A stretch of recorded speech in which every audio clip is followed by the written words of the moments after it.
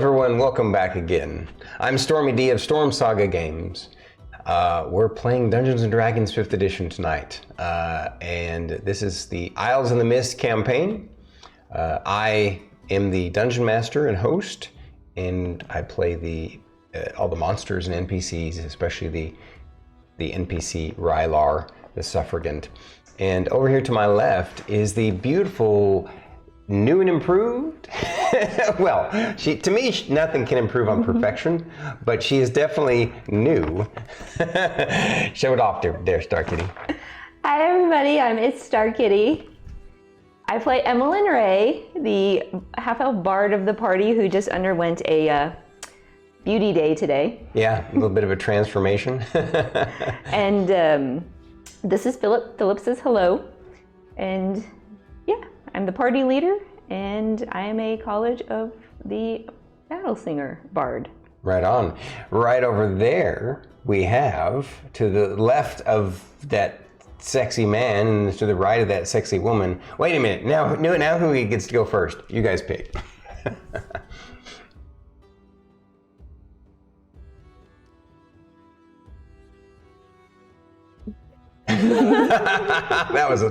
That was awesome. All right. I'm Druid IRL, and I play Fern, who is a Circle of Spores druid. And this is Chonkapillar. Yes. All hail Chonkapillar. Can Chonkapillar dab?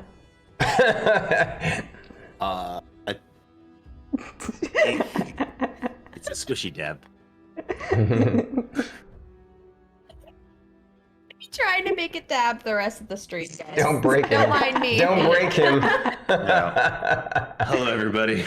I am Fate.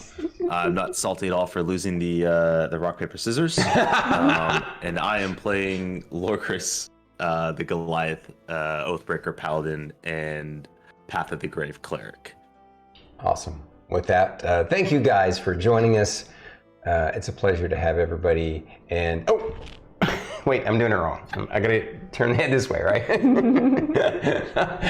So, welcome in, everybody. I see Salty Soul Rider has some success to share with us. Congrats on the new job. Salty. Salty, good job. So we have something else to show off a little bit besides Starkitty's new do. Give him a stand and check out this shirt, everybody. Yeah. So that is merch from Artology Inc. And that is her t-shirt. And then I have a mug, a coffee mug. I guess I better come in close here. Shout out to Artology Inc. Yeah, Artology Inc. This is the mug with her little art. Cute. Shout out. So I told her we'd be here tonight, but it depends. She wanted to be here. She may or may not. When she comes, we might. She might still be streaming. No. She something to do with work. She had to do something with work. But anyway. I was lurking in her stream earlier. Oh, okay. Before dinner. She's currently live with 5 viewers right now. Okay, I was wrong. Okay, well maybe she'll come later. I think it had to do with whether or not I guess her employees showed up. You know, she has to, since she's the manager of her store, she has to go in when people don't show up for work. So, all right, so fantastic. That's exciting, Salty. Yeah. What's the new job? Yeah, what is it? What are you going to be doing?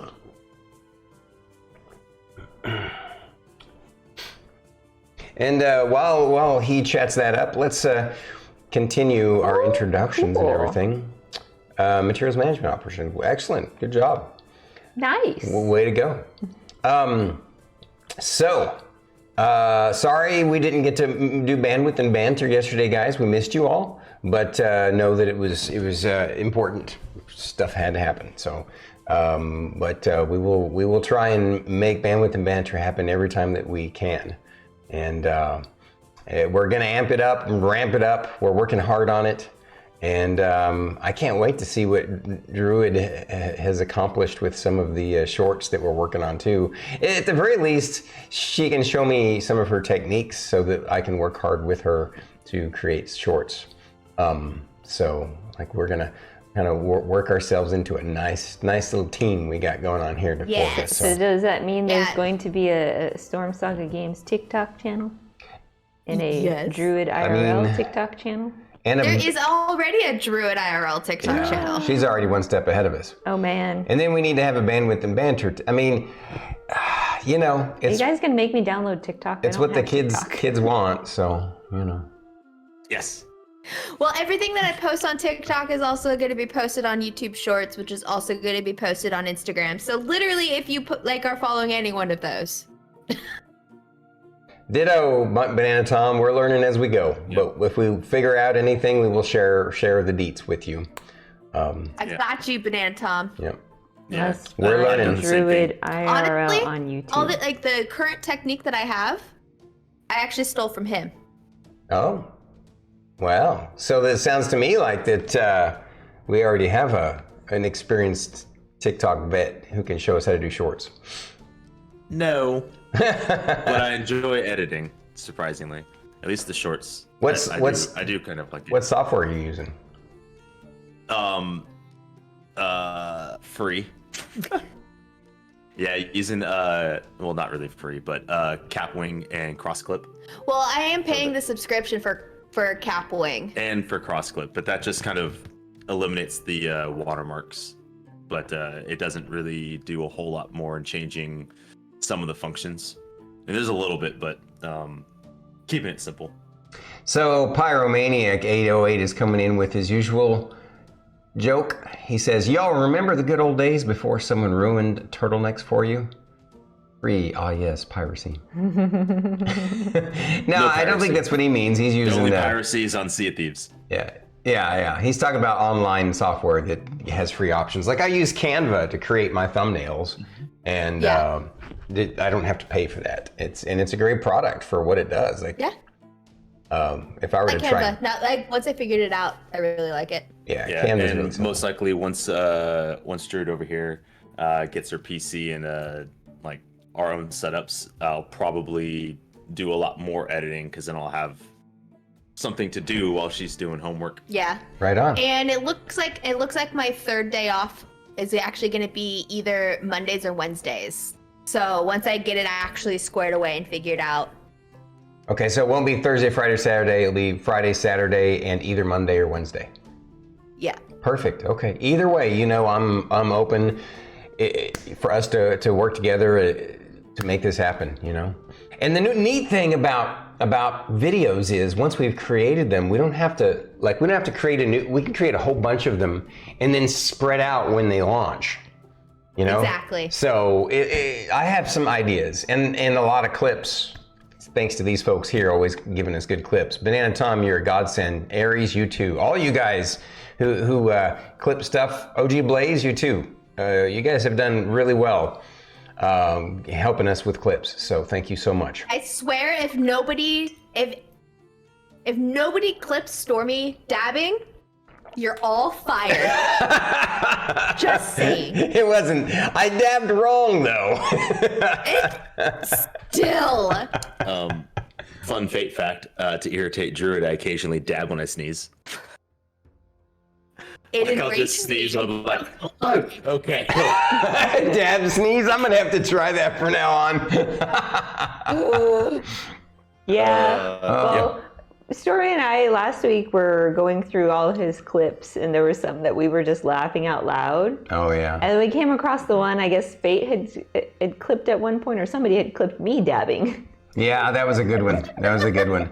The one that had us laughing the loudest, strangely enough, was this one where I was playing Kingdom Come Deliverance, and I had in the video I had literally just stuck my sword in this bandit and killed him dead. He just coup de grace him, right? And in that moment that was happening, someone in chat was saying that they had some sort of family drama going on, and I said to him, "Oh, I'm sorry you're having that family drama." And then I said, "This guy doesn't have any more family drama." And for some reason, it was just really fucking funny. It was just the very casual way Stormy had said it.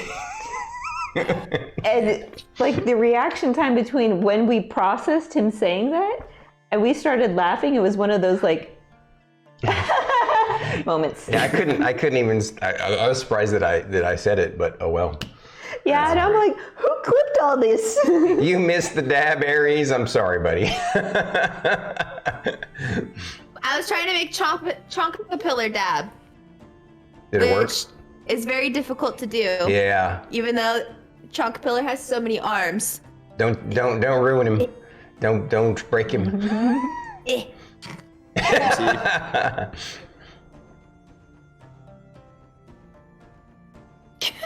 There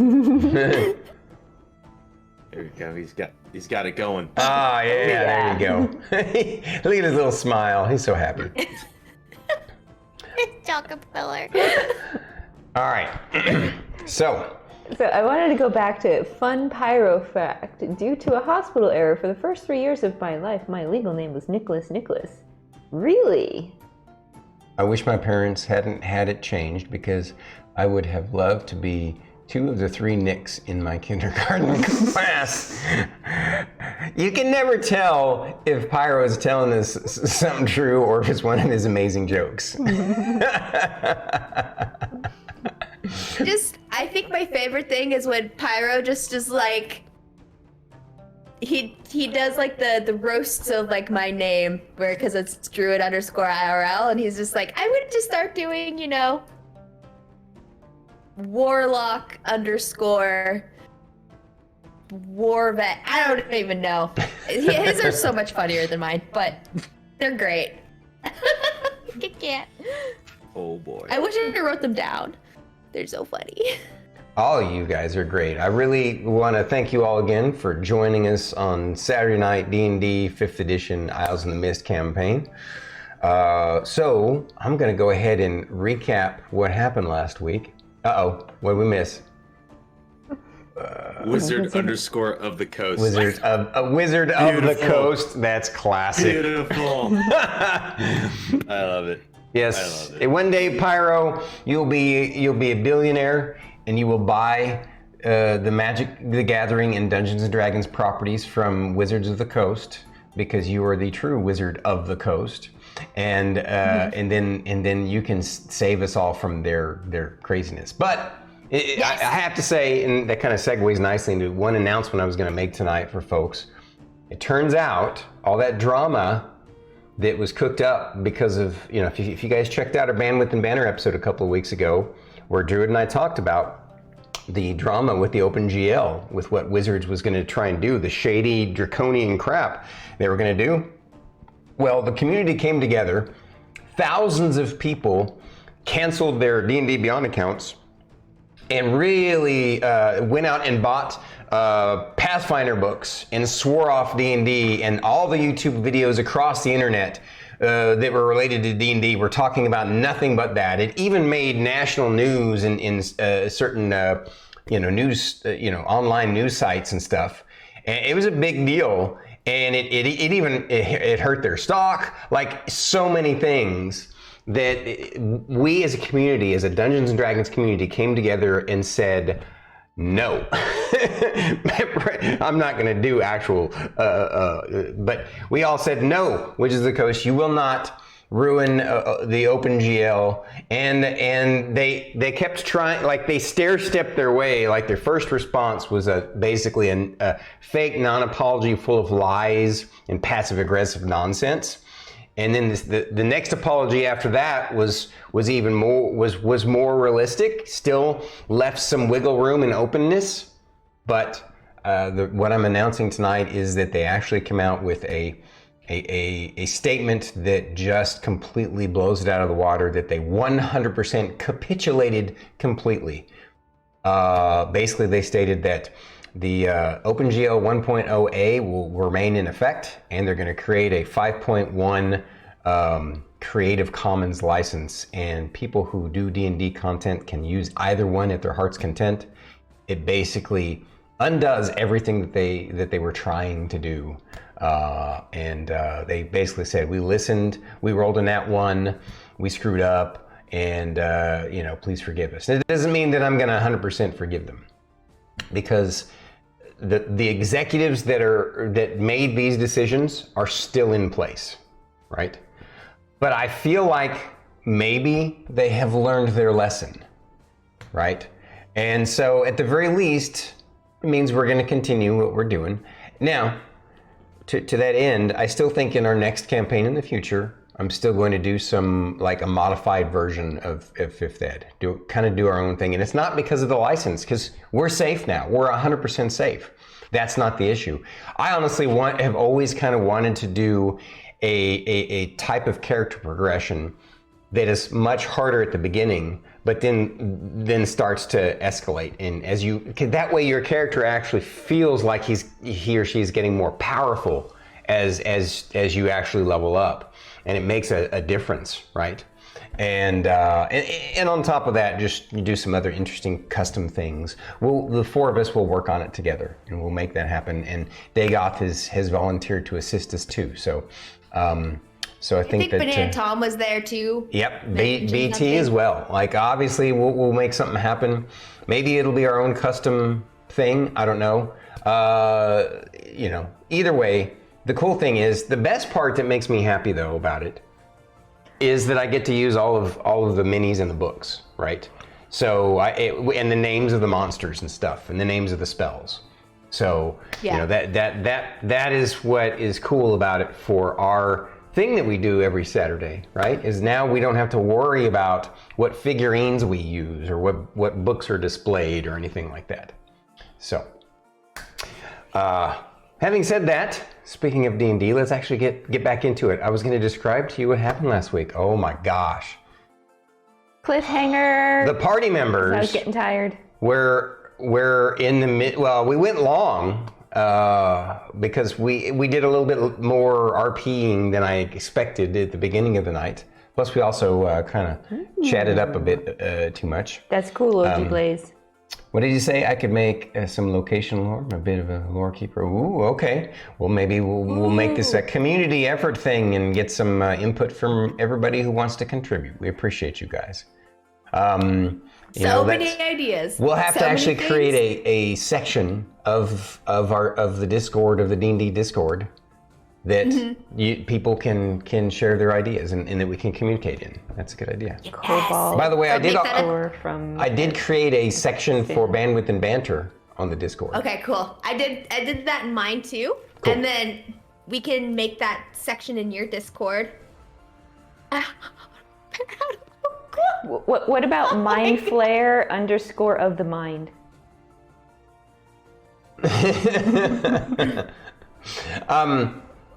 Okay, so. Hey, Rovan Hey, dear. Rovan dear. Welcome back. We haven't seen you in a while. We've missed you. We started playing Cyberpunk Wednesday nights, and Friday night I did too. Although I think we're going to go back to Friday nights being Skyrim. I do want to share with you guys that this Monday, maybe, if we can work it out, I might be doing something a little different Monday night with Rhea. We may be doing a what's the game Rhea likes to play?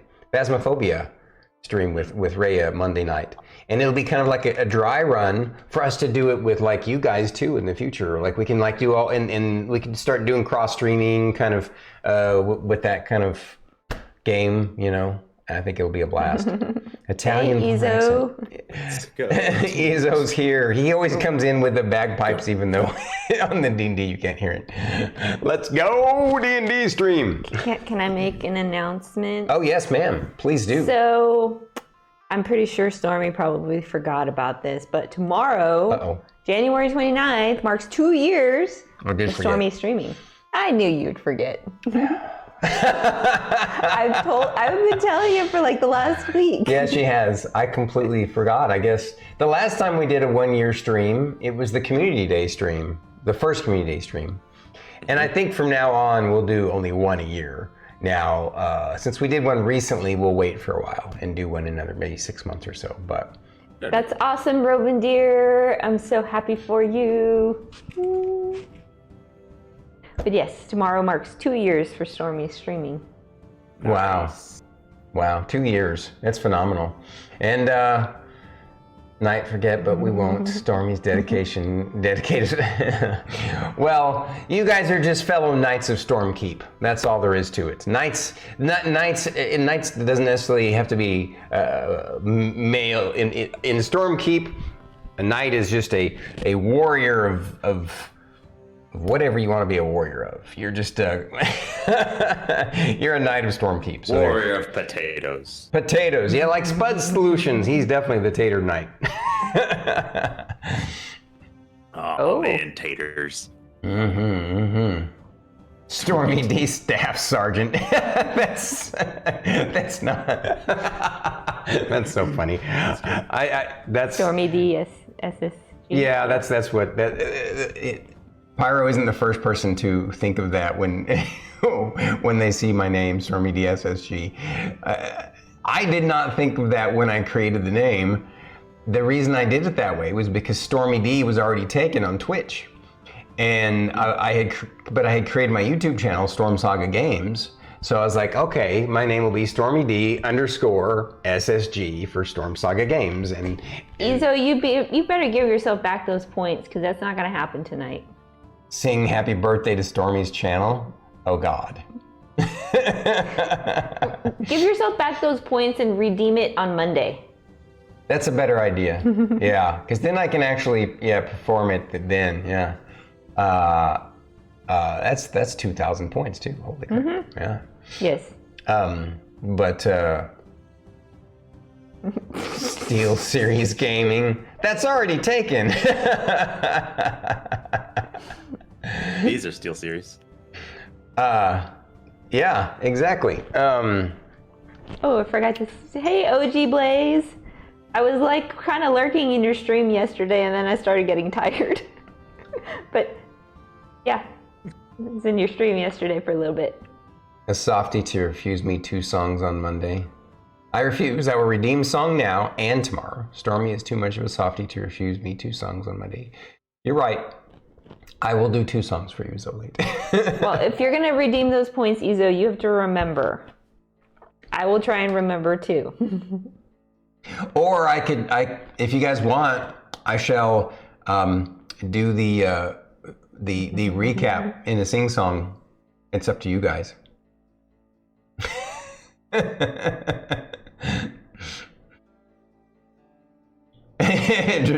Druid is preoccupied. I'm gonna answer and say yes.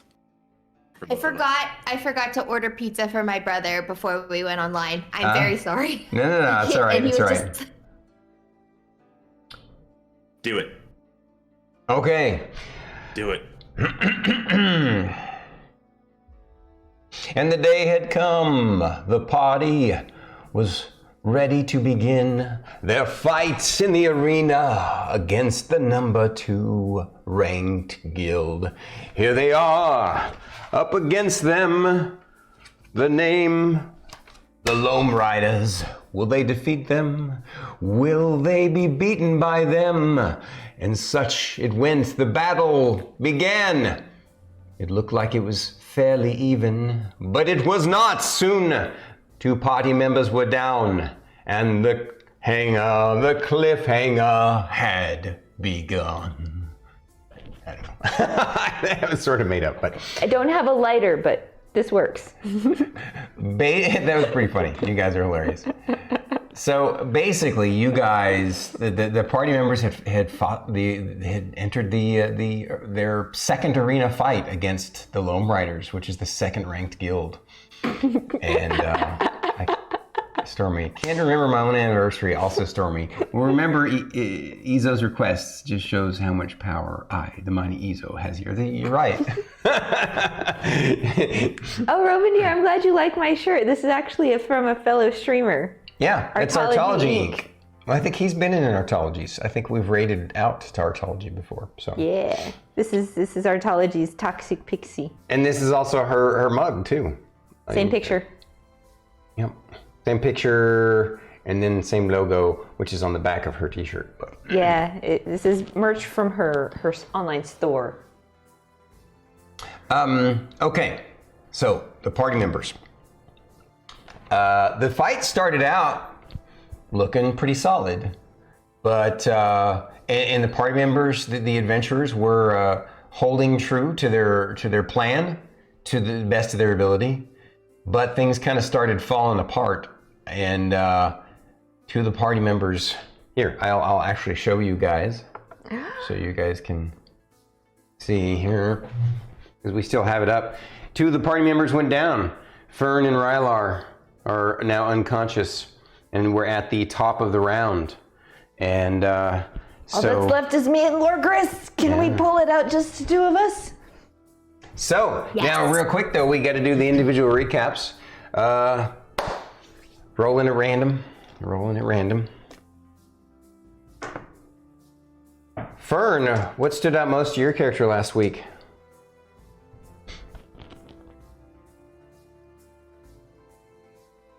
Whoa, are you muted? Really? No, sorry. So it's really difficult to balance being super cool for the crowd and like actually winning. And I'm not very good at doing the super cool stuff, but I'm going to figure it out. Because we're totally going to beat these guys and have to fight the other people, so. But I'm currently taking a little rest, so it's fine. Well, having said that, I'm going to actually jump in and tell you what stood out most to Rylar last week. Yes. That would be the ground rushing up to hit him in the face from when he went down. That's it.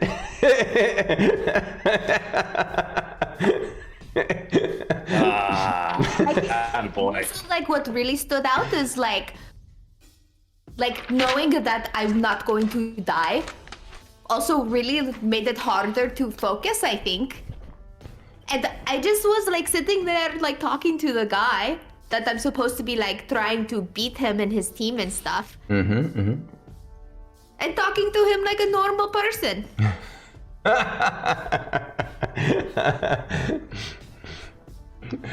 Awesome. Excellent, Fern. Thank you. That's it. Yeah. All right. So, Starkitty. What stood out to me the most from last week? To Ray, yeah.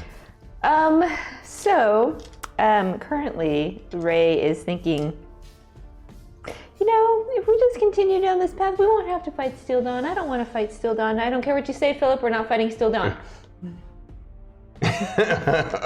All right, she's having a little bit of a confidence crisis at the moment, apparently. Yes. Okay. Yes. Anything else to add? Yeah.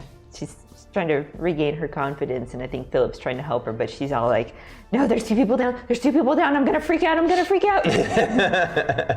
Okay. That's what stood out to me the most. That's what's going on inside of her mind, though.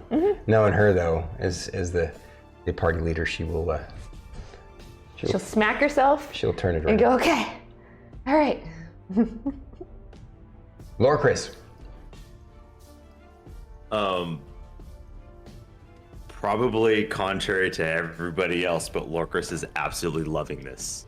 It's familiar to home in competitions with the tribe, and seeing Moo as a worthy opponent to fight in a exhibition match that's not to the death, but no holds barred. In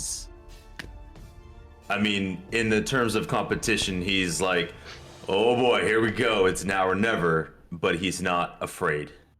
For one of the first times in fighting, though the odds are, or the numbers are against us, he's not afraid, and he's enjoying what's happening. Well said. Enjoy your lurkies, though. Yes. You guys went a little fuzzy, so unfortunately for YouTube folks, I apologize. Sometimes the fact that we're doing all this across the internet from one half of the country to the other is impressive. Hey, it cleared up though. 2 different time zones. Actually, you guys are different time zones. Yeah, you're two, which means you're in a Yeah, we're 2 time zones away from you. Yeah. So, yeah, it's a pretty amazing actually how far technology has gone. I remember back in the day playing Duke Nukem and Diablo, the first one, over dial-up internet. Ah, the sound of dial-up internet. Yeah. How I miss thee. Man, thank you again. Looks like Aries decided to clip my singing. Of course. It's gonna make me subject myself to my own Aries. ear-bleeding, awful sounds. I'm sorry. I have to be right back one more time. I am so sorry. No, it's okay. And then I'll be focused and ready to go. Well, Perfect timing. Yeah, perfect timing because we lost the combat cam for some reason. We can't lose the combat cam. Yeah, that's not a good thing. What's going on, phone? Yeah, kids will never know the struggle of dial-up. Yeah, ain't that the truth? Yep. I just remember being a kid sitting at the family computer going, click on the dial-up internet. Come on, connect. Oh no, it didn't connect. Okay, retry. Yeah, I remember being told to get off the internet. I need to make a phone call. Yep. Why is the video not coming up for this? Happened in my house too, especially when my older brother was online playing Counter-Strike. Hear my mom yelling, "Get off the internet in your game! I need the phone." Yeah. I forgot about that. Yeah. I remember that being such a frustrating thing. Myself and other folks, like not everybody obviously could do this, but some of us would get a second phone line. It still didn't come up. I know. I gotta wait for the phone to reboot. Love hearing kids moan about how slow the internet is when a YouTube video takes a few minutes to load. And someone calls and kicks you off your match. Yeah. Yep. Oh yeah. They will never understand the struggle. Never. And especially hearing that sound. Making mixtapes with actual cassette tapes. Yep. Oh, that too. The relationship between a pencil and a cassette tape. Yes. Kids these days. Or does anyone remember those fancy machines that you would put your VHSs in to rewind them before taking them back to Blockbuster so people don't get upset? Oh yes, Be Kind Rewind. Yeah, Be Kind Rewind. And just my grandmother had I think it was like a Chevelle or something. It was a car where the hood popped up, and you'd slide the VHS in and push it down and go reverse or forward. We could go both directions, which was like super cool. Yeah, we could fast forward quickly. I worked for Blockbuster Video. Yeah, so I know after you high get school. it. Oh yeah, we get those VHSs back in, and we'd open up, look at it, going, "Oh man, they didn't rewind it. Pop it into those things. Rewind." Yeah, when I met her, she was still working for Blockbuster. Oh, What was that? that was the combat cam again. I didn't actually. It couldn't have been. That's weird. Oh, I saw the combat can as a green. Yeah. Oh, okay. Yeah. I rebooted my phone, so Oh. hopefully this will fix it. Yep. Yeah, where Stormy and I lived in New Mexico, we had both Hastings and Blockbuster. Yep. Right across the street from each other too. Nice. Did it work? Is it working? There's a green screen for the combat cam. Right. But yeah, I worked at Blockbuster for 2 years. Made my way all the way up to assistant manager. Aw, yeah. Why they made me assistant manager, I have no idea. Kmart. I don't Yep. miss Kmart. The smell of Kmart haunts me. I don't know what it is about Kmart. I'm like, nope, I I don't. think it's off-brand Walmart. So Brand Walmart. It's true. yeah, it's not as eccentric as Walmart, but it had its own niche. I miss Hastings too. And in my small town, Hastings was like the hangout on Fridays and Saturday nights. Yeah, because she lived in a small town. The town that she grew up in was like 4 miles across. You could get anywhere you wanted to go in that town in 8 minutes. Must be nice, right? Must be nice. So, all right, now that I got the camera working again, I want to thank you guys for joining us. We're gonna jump to the Harry's Scary. What was this? Yep. Yes, Dagoth. Hardback Cafe. I and his agree. teas had the best chai tea. I agree. About that. Yep. I like their chai tea. I also like their Oreo frappe. I liked renting movies from them, and they had all kinds of cool things to buy, and they still actually rented PC games. I still own a couple of there were a couple of PC games that I rented and then copied. So he owns. To be fair, I did go back. I did go back and actually buy those on GOG later on. But I loved the idea of being able to buy a game that was on CD or DVD, and then when they had CD burners and DVD burners to make a copy of it. I'm like, this is my game now. That's mine. And then they started, because of people like me, they started creating the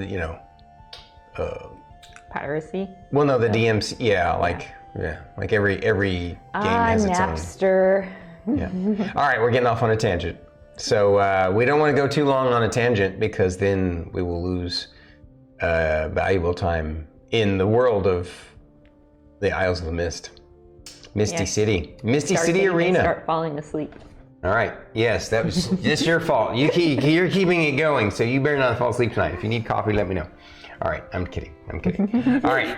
So, guys, we love you. And thank you for joining us. We're going to go chat dark while we jump right back into the action directly. Chuck, Really, Dagoth? Really? All right. We've gone chat dark. It is now the top of the round. Lorkris surveys the battlefield in an instant. I'm going to go ahead and actually I need to first off go into combat cam, which is this one. I'm going to move this since that fireball went off. That's gone now. So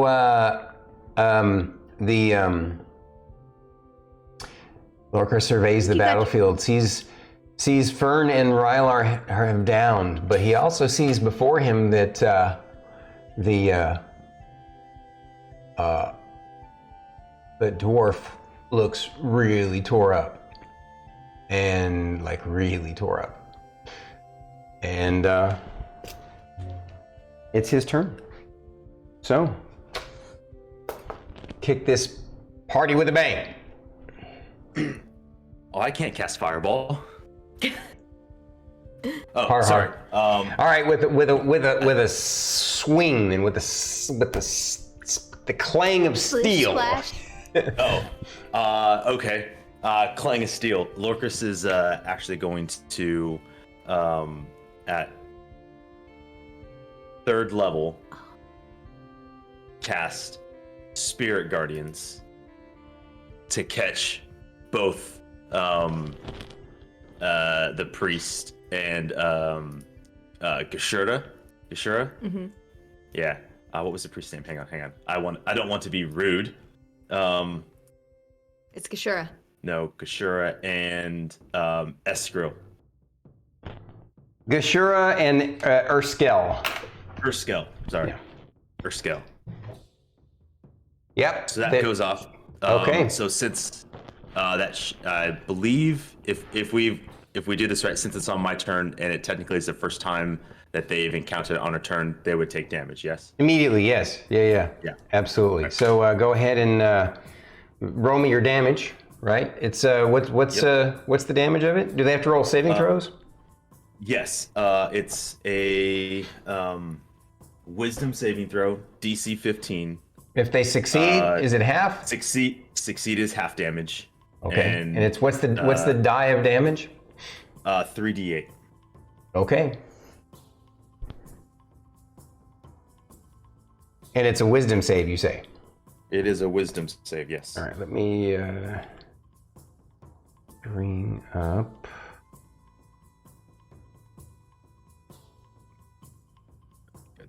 yeah, but that still protects you for when they. Yeah. So, you sure this is what you're wanting to do? The dude is within your reach. You can hit him. I mean, I see what you're doing. You also wanted to put up a sort of a. Yeah. I mean, I'm not second guessing you. I'm just curious. Just want to make sure this is what you want to do. Yeah, Lorkris wants to keep a distance, anticipating Moo or Vavoom kind of rushing in, and wants to do anything else to hinder that progress. So does it make them move slower? For Spirit Guardians, the creature's speed is halved in the area. Oh, okay, gotcha. I didn't remember that. All right, is that whether they make their save or not, or is that if they succeed on their save, then they? So succeeding on the save takes half as much damage, but any creature in that space is half movement. Okay. All right. With the exception of the party that I choose. Right. Gotcha. Okay. All right. So first, I'm going to roll Gashura's save. Mm-hmm. And she saves, so she'll be taking half damage. And okay. Beyond Dwarf Erskell rolled 1 on the saving throw. So roll me some damage. Yeah, it's only an 11 on damage. I unfortunately rolled pretty low. Only 11 is 5 more than the hit points that he had. So you dropped the dwarf. Nice. So Gashura would take then 5 for half damage. Yes, Gashura takes 5. Cool. And then Lorkris is then going to. Did you want to step in 5 feet so that you're within her reach? Yes. But I want to kind of step in so I'm within her reach and then be a little bit like back behind her. Not quite behind her, but if. Well, So right now you're also, in range of anybody getting to the dwarf. Yeah. If I took one more 5-foot step, Lorkris, towards you, would that still keep me within same range? Not really. Like the advantage of being in that spot is that there's a potential for your sentinel to go off if somebody makes a mistake. Gotcha. Okay. It's a little hard from this perspective. With no, I understand. That's why I'm sharing it with you. Yeah. Gotcha. Okay. Yeah. And Lorkris will hang tight right there. Okay. And no bonus actions. I mean, there's no bonus action that I can actually do that will make any meaningful. Okay. It's okay. Don't pressure yourself. No. Yeah, I don't really see anything that makes sense. Okie dokie. Your turn. It's my turn? It's your turn. All right. So your character starts to get her head together. Yeah, she's having this inner turmoil, and then she finally goes, smack! Focus! Okay, out of character, do you have a bardic inspiration from me? He does not, he's out. And refresh my memory on the rules. If somebody goes unconscious, they don't have the bardic inspiration. Bardic inspiration lasts for 10 minutes until used. But I think, does anybody have a bardic inspiration from me? both of them do. Because I don't think she's used one. And I don't think Rylar used the one that you gave him. I'm trying to think, from my perspective, if you're downed in combat and go unconscious, you would kind of lose the bardic inspiration buff, if that makes sense. I mean, to me that sounds reasonable. Just like for Lorkris with the aura of protection, I have to be conscious to grant that ability. Right. So, it's like a mental reset, basically. Okay.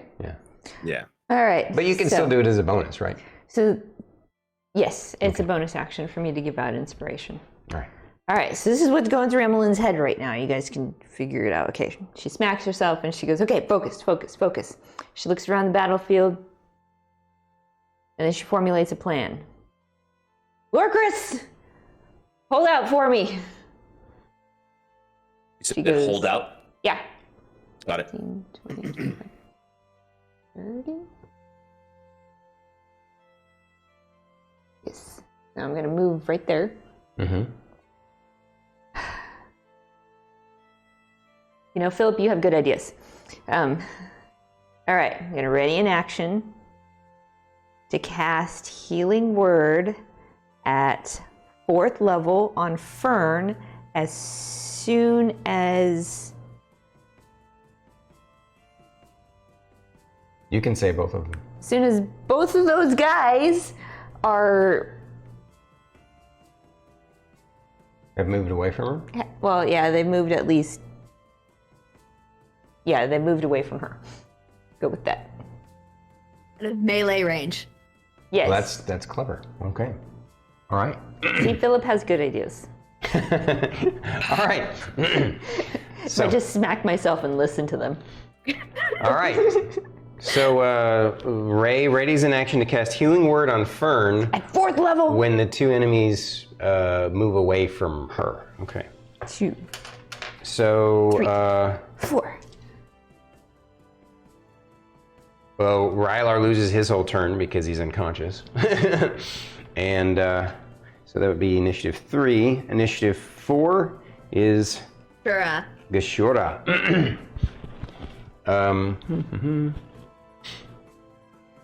Oh, and I meant to give Lorkris a bardic inspiration. Well, you still can. I haven't really started yet. So, is a bonus action you want to give Lorkris a Yeah, bardic as a bonus inspiration? action, I'm gonna also say, oh, by the way, Lorkris, Philip loves you. All right.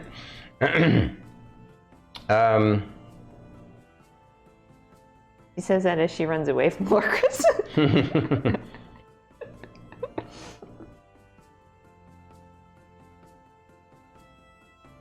Okay.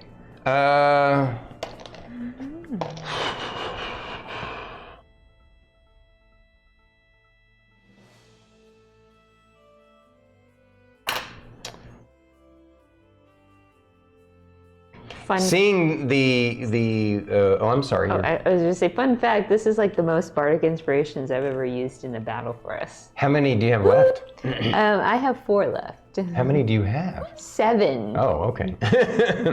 That's because you can affect 2 people at a time, so it's just like compounding. Yeah. Nice. Seeing the opposing party's primary warrior up in her face, within melee range, has her a bit flabbergasted. She is going to go for a Hail Mary approach from her point of view, because the other warriors are way over there and she wants to try and shut things down as quickly as possible. She casts a spell at you, and those with arcane knowledge can roll their arcane knowledge to determine what it is. I need you to roll.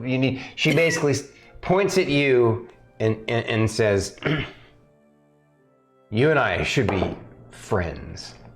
Oh. 21. She casts Dominate Person on him. Go ahead and roll me your Wisdom saving throw. Supposed to be a friendly fight. Do you see me dominating your people? 18. Let me double check. I'm pretty sure that succeeds. You can also use your bardic inspiration die if you need to. That just got there. Yeah, I was supposed to say you could use the D8 if you need to. That just got there. You snuck it in by the skin of your chinny chin chin. She is. Her saving throws are at 18. She's visibly frustrated because normally she can dominate it. You know, like she's super charismatic and everyone loves her and she's a celebrity but she didn't dominate you, and that gets her. Lorkris is a little thick. Yeah. You know what? Lorkris is used to Weejoss being like, and then he's just like, is that all you got? I mean, I've dealt with worse. You're not wrong. All right. So that was her turn. Initiative 5 is going to be Moo. I'm gonna have some words with her afterwards. Are you trying to dominate my party? Moo. So by the way, he's in this square. I have him laid down, but he's in this square. So I'm just gonna stand him up. Yeah. You get the idea. Yeah.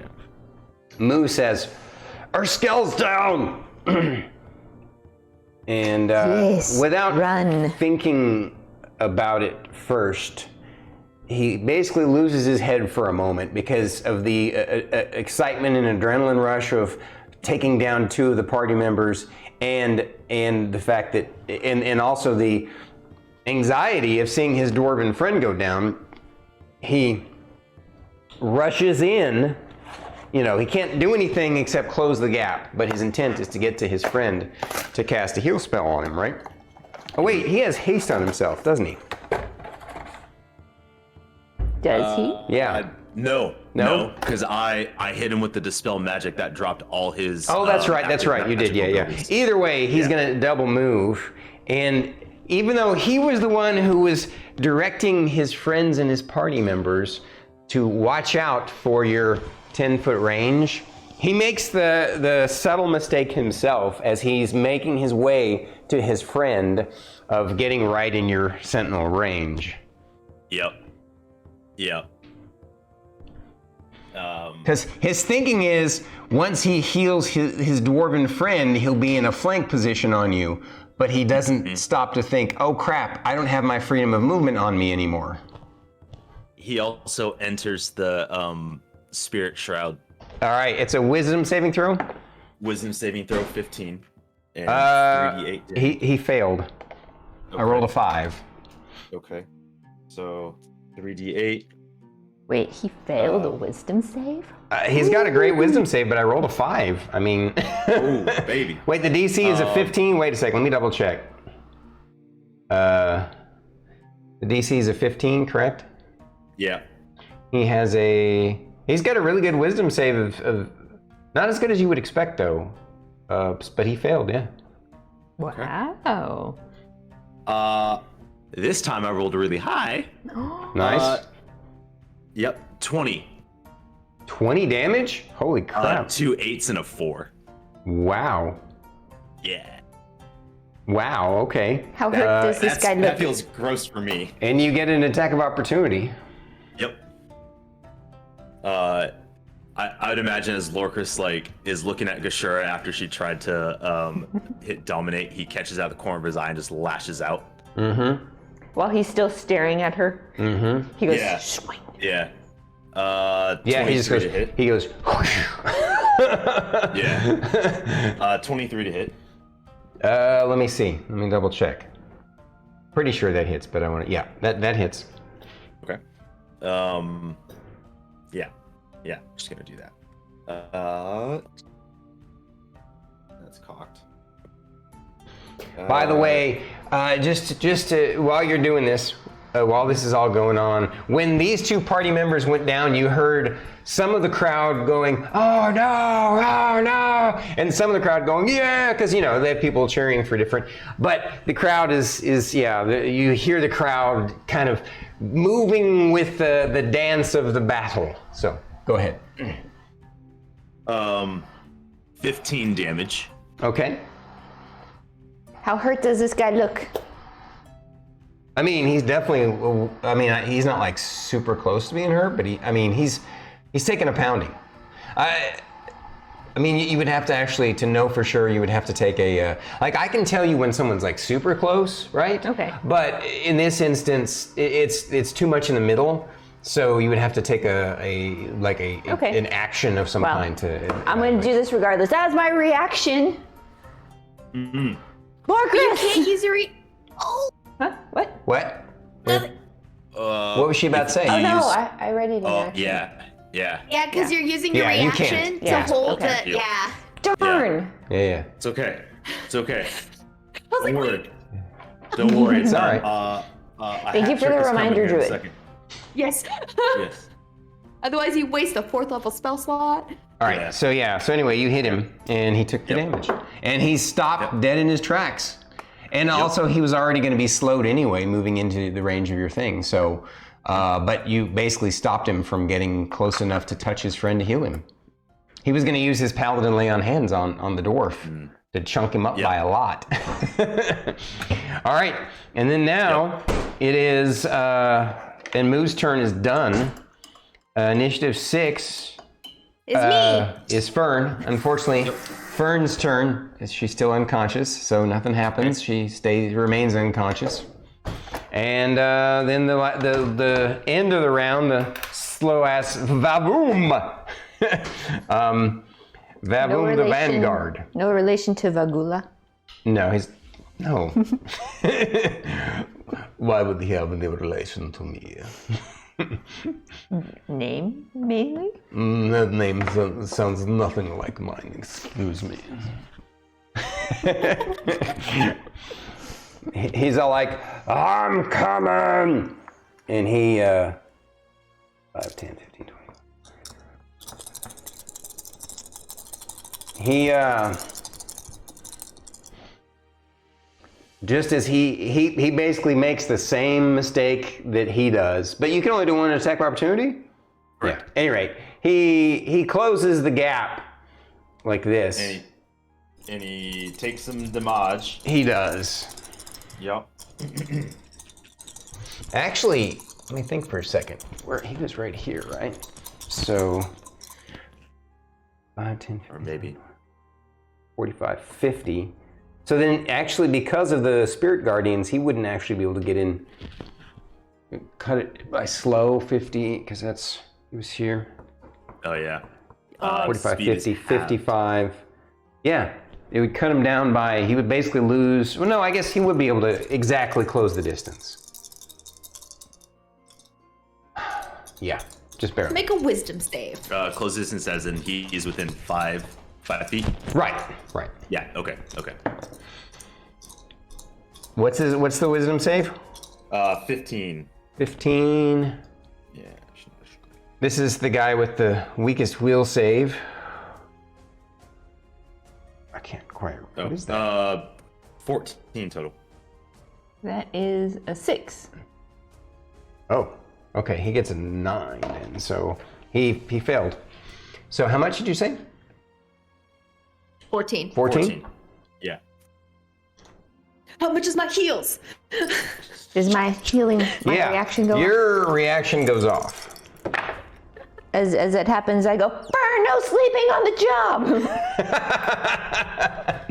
job! After she pops up.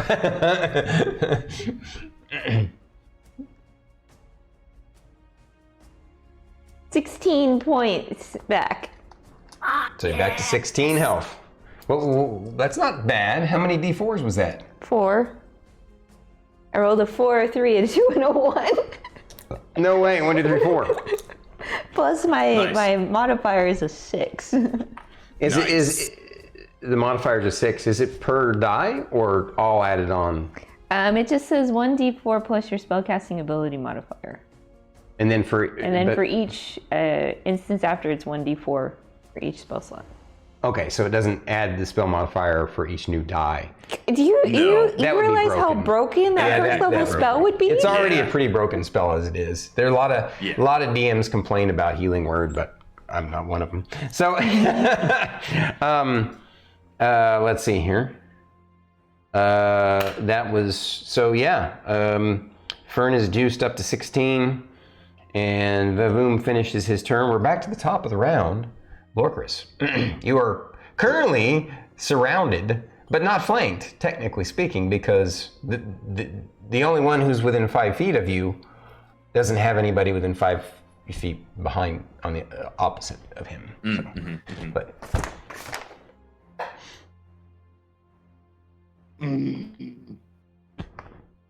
Hit them all. so I can't hit them all.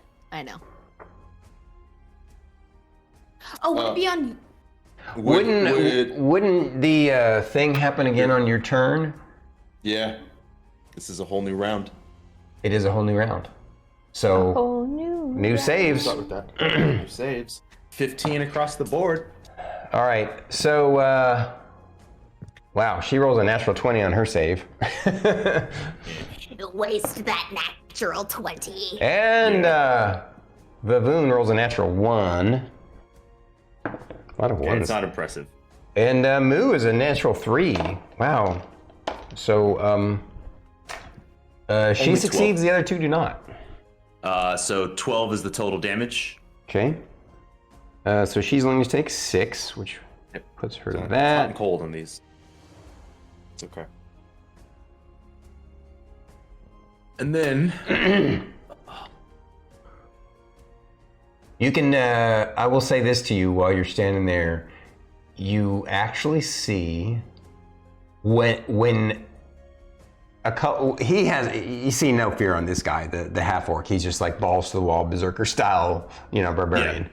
Both of these guys are very battle situationally aware, and they see that she just healing worded her up, and they see these guys are like very wounded, and you see a flash of kind of like, oh shit, on their face.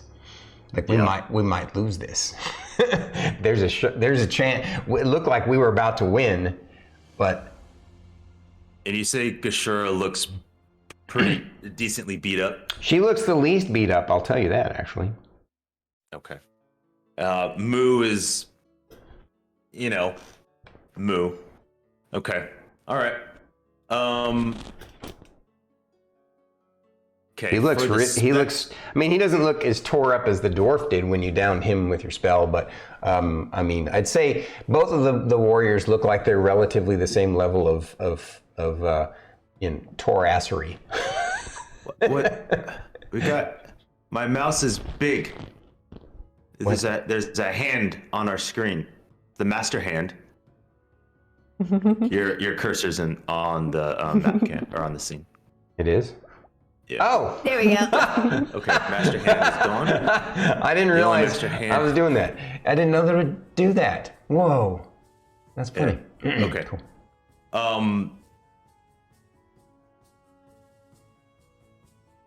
Lorkris is so debate. Lorkris is gonna hit Gashura first. He's gonna what? Lorkris is gonna hit Gashura first. All right, with both of your attacks. Yeah. So for the first one, what's 24 to hit? Okay.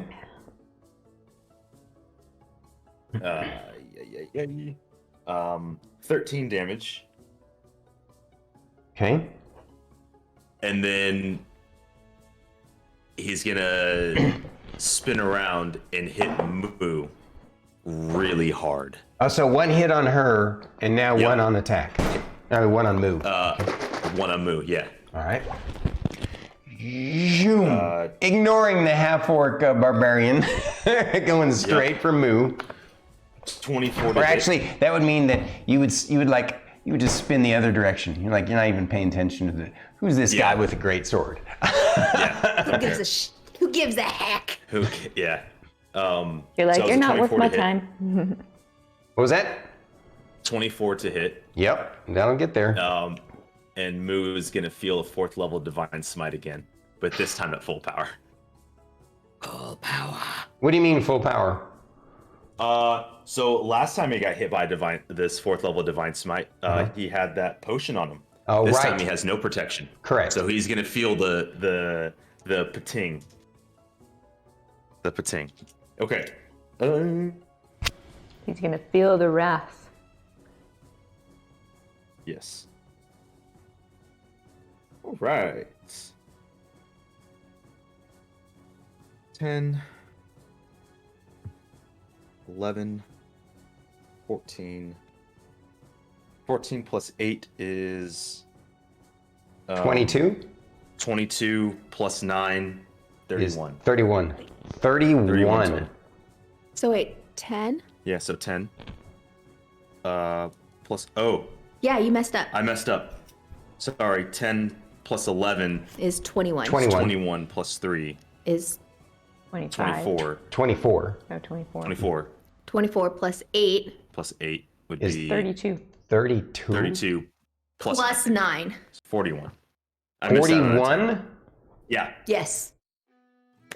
And He tried to skip on it. Yeah, I inadvertently skipped out on with a look of an shock entire on his dice. face, almost in slow motion, Moo goes down. Patoom. Bite me! Yay for math! Oh my goodness. And let's go. All right. Let's go. So let's see here. Wow. All right. So that was Lorkris' excellent turn. Any bonus actions? And then,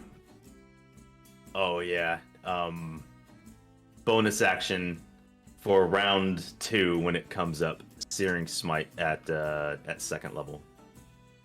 Oh, you can. So that's that. Well, Okay. the Divine Smite is just wasting a spell slot. Right. So Searing Smite is bonus action, and this will be for when it comes time that I can hit again. So, Wait, you can't concentrate on 2 spells because you're concentrating on. oh, you've got a Spirit good point. Guardian. Yeah. I just would know that. Good call. So you. So you're can't not going to do that? Yeah. Nope. I'm Okay. good. I got nothing good to do. All right. Good. Give back that spell slot. Okay. Thank you. Ray. Concentration turn? spells. Sorry, I gotta keep sorry. track. I'm on it. I'm sweating right now. I know you are. It's beautiful. Go for it. All right, Ray's turn. All right, so I am going to cast a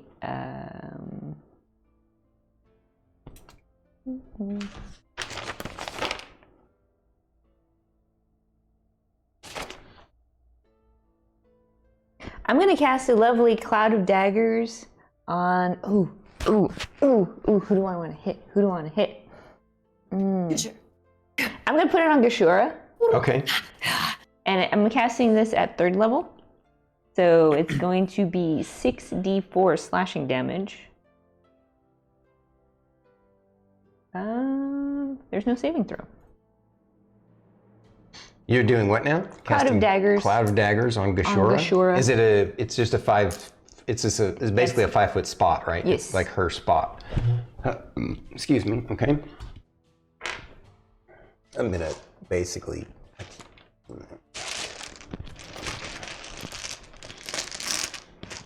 Here, I'll put it so that the camera can see it.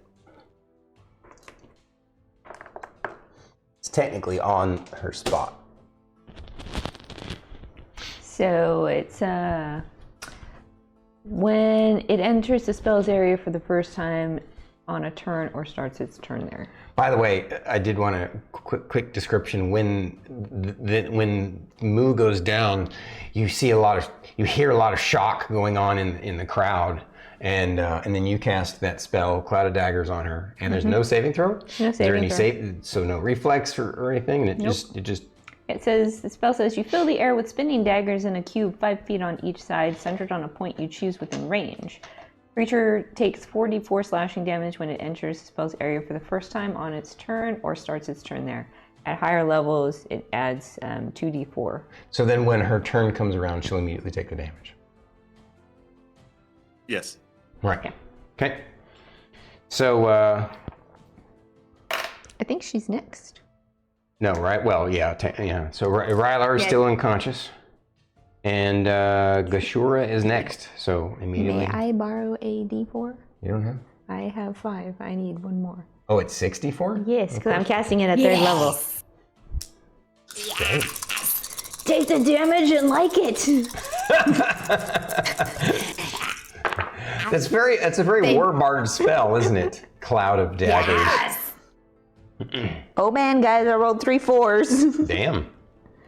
12, 16, 17, 18, 19 points of damage. Yeah. Wow, she's like, she sees that 2 of her party members are down, just like 2 of your party members were down, and she's kind of shocked by this. As a free action. Now, does that go away? That only happens that one time? No, it's concentration up to a minute. And you weren't concentrating on any spells? No. Okay, all right. As a free action, I'm gonna be like, delayed blessed fireball is not friendly fire.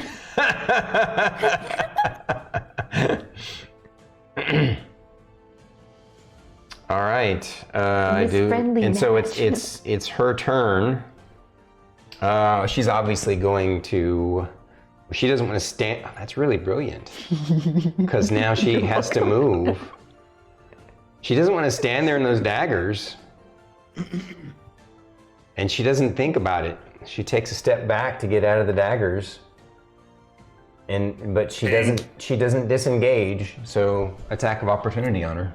Yeah. Natural 17 to hit. So yeah, that's definitely gonna hit. 13. Yeah. Yeah, that's gonna hit. So she would stay right where she was, which is at the edge of my reach. Is that correct? Yeah. Which is the cloud of daggers. Cool. That'll be 15 damage. That's a nice new little combo you guys figured out. 15, you say? Yeah. You stop her in her tracks. And I'd like to use my reaction. now she can still take an action, right? It doesn't. It just stops their movement. It doesn't mean that Yeah. It just stops their movement. yeah, Movement to 0. you're gonna Their use movement your just goes- reaction. What do you? Oh God. Lorkris! Yeah. Philip says, send his love. Wow, you can do that. Yeah. It's just. I haven't used it's a reaction. Oh wow. When anybody hits, right? It's just when anybody hits, even if it's an attack of opportunity. Wow. Yeah, all it says is when they hit with a melee attack. Jesus.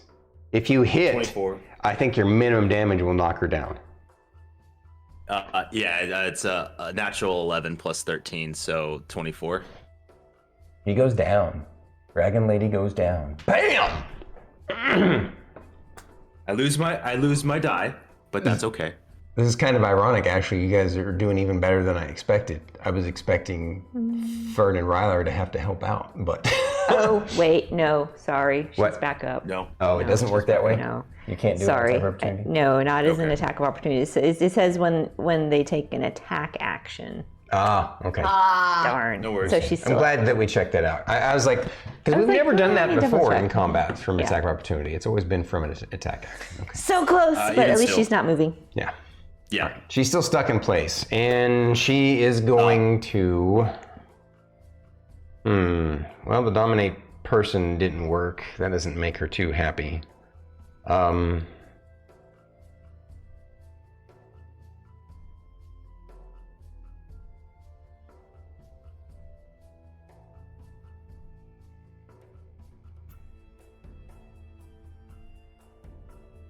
And she's in a cloud of daggers. And she can't move. She's going to take damage on her turn the next time it comes around. She's going to down one of her big ass potions. Holy crap. I'm going to need to borrow D4 from you. No, I need all of them. Oh, all of them? I may not even have enough.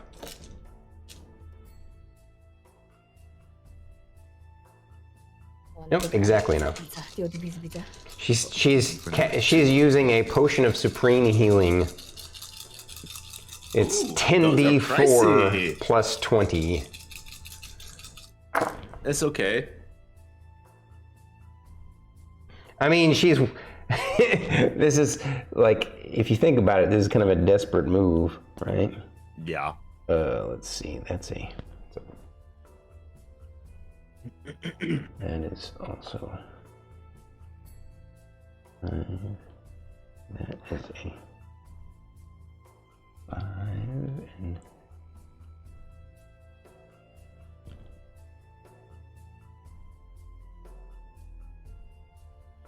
Whoops.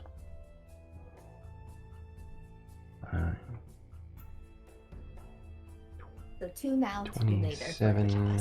27. Ooh, pizza. Wow, nice. She gets 47 hit points back from that potion. Okay. Yes, give something for Fern to do. I'll give you your stuff back here. I had 5. You had 5? Yes. Oh no, 6, sorry. Okay. Okay. All right. So, that is her turn. And Moo's already down. Fern! What do you say as you stand up? Sorry, Miss Ray. No. No. You You gonna- guys might be strong coming out of the gate. We finish stronger. I'm gonna bonus action. Mm-hmm. Oh no. Cast I thought I only had a 5. healing word Uh-huh. at 3rd level on Rylar. Nice. Okay. That is how many? Hold on. Should be, 3d4. yeah, 3d4.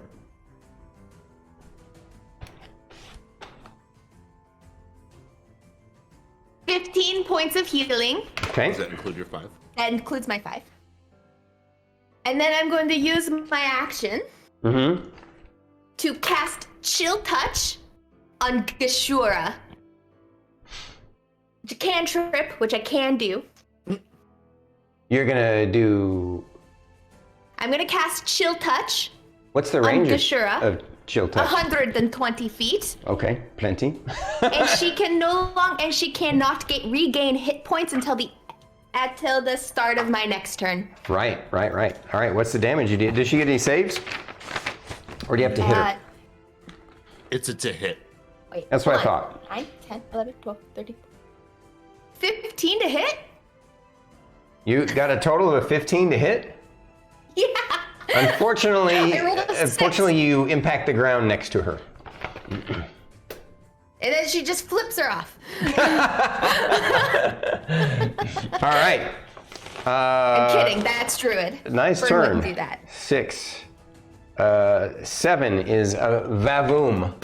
He's like, whoa, you hit hard. I hit hard too.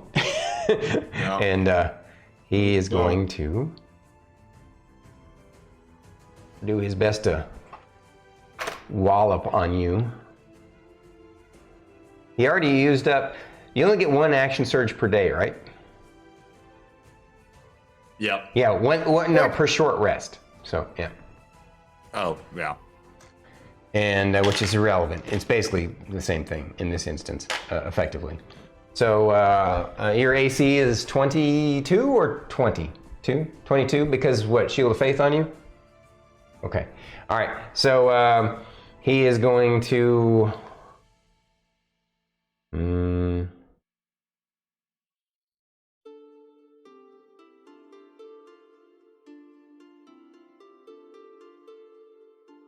That's hilarious. I just noticed something. This guy's background, in his background, he has a bond. In the bond says, raised from the dead twice. And I'm like, thinking to myself, somebody's got him beat by a long mile. I mean, technically you weren't truly raised from the dead, you're raised from unconscious, but yeah. But still. But Yeah. still. I think he already used his second wind too, didn't he? Yes, he did.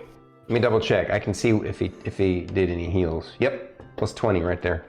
All right. So here we go. First attack against first of 3 attacks against Lorkris. Cool. How many hit points do you have, by the way? Right now. 55. Okay. Let's see. First attack is going to hit. Okay. Second attack is going to hit. Almost a crit. Luckily, it was not. And let's see. Exactly a hit with the third attack. Okay.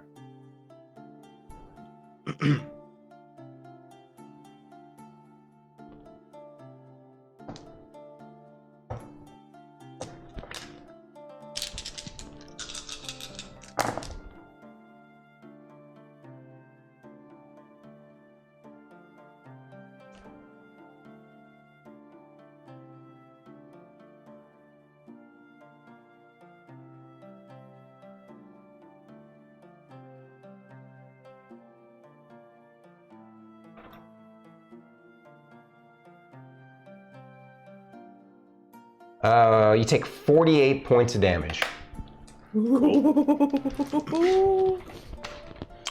And I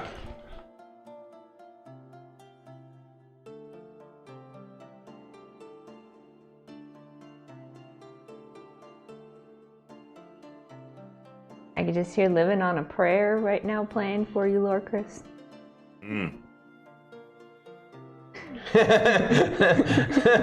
That should be one we make for her, a parody song of that. That would be a great song to parody. but the problem is we couldn't change it too much, like the actual whatever is it called, the chorus or the whatever. Yeah, we couldn't, like, that's perfect. So unfortunately that wouldn't work. I don't think I have anything fancy he can do. So yeah.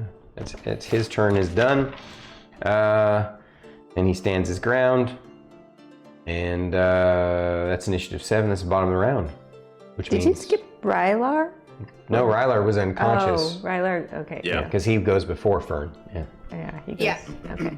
Yep. And now it is Lorkris' turn. Lorkris' turn. Lorkris' turn, top of the round, 3d8, wisdom 15. Oh wait, no, hang on. So I forget, I'm concentrating, so I need to do con checks for each of the 3 hits. Oh yeah, thank you. Yeah. All right. Yeah. So roll them. Would it be? Oh shit. It's 10 Yeah. or half the damage. So, it was what, 48? Yeah. Well, Total? 48. We'll divide that by 3, which would be just to simplify things. Because they were all relatively. So 48 divided by 3 would be 16. 16. Yeah. 16? Yeah. So you got to roll a 16 or better 3 times. 18. Mm-hmm. 18. Mm-hmm. And I drop in the last one. Oh darn. Okay. Yeah. So How much were you off by? You know what? 7 plus 6 is 13. 13. 13. Might as well use my. Inspiration die. Yeah. Wait. Yeah, because you haven't what used is it. it? Hit it again because you couldn't. Yeah. 13. 13. Plus 3 is 16. And what was the target? 16. 16. There you go. All right. So you keep concentration on the Spirit Guardian Guardians. spell. Just they gotta barely. make I would wisdom imagine saves because again. that was like super close. Like there probably a moment where it seems that it wants to flicker. Yes. And then it doesn't. That's exactly Yeah. what I was going to describe. You beat me to it. Well Little done. flicker. Well done. Yes. Yeah. All right. 3d8. Here we go. I just realized that the camera looks slightly. Oh, that went too far. There we go. Okay. Saving throw for Gashura first. Yep. Whoops. Uh-oh.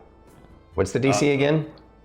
15. Ah, she just barely made it. I rolled a 5. She has a plus 10 on her wisdom save. Bruh. That's Yeah. fine. And then So do I. So. yeah, for Vavoom, he fails. So she takes half, he takes full. Yep.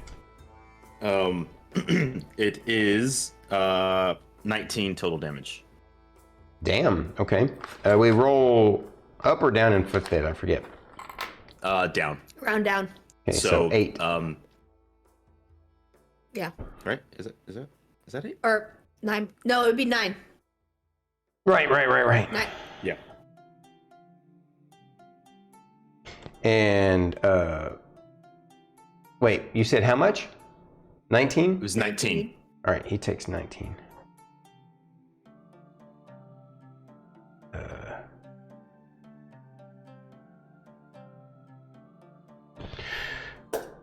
And this is still your turn. I mean, your spell is just doing the work there. Yeah.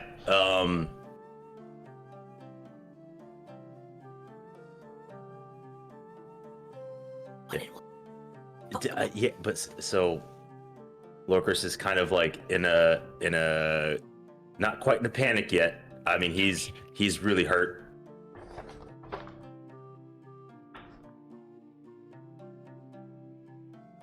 Yeah, Lorkris. He does recognize though that the other 2 party members have been recouped. So. Yeah, but also in that a little bit of that tunnel vision got hit really hard. He's kind of surrounded. Lorkris is going to try to finish the fight. So Gashura and then Vavoom. Okay, 1 on Gashura, 1 on Vavoom. That was cocked. Is that cocked? No. No. Natural 1. It happens. It happens, and unfortunately, Can I give you my inspiration? no. We remember because I changed things. I said that. Yeah. We all everybody gets 1 for each combat, but they can only use it for themselves. And he's already used it once. All right. Well, this makes for some great drama. And it's okay. It's okay.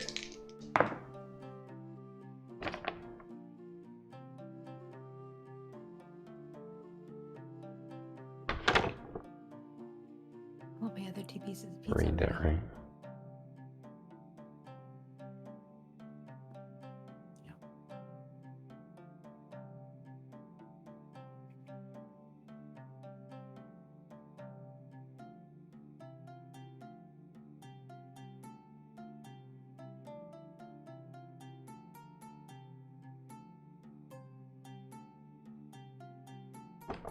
Oh, that's not a D10. Reroll that.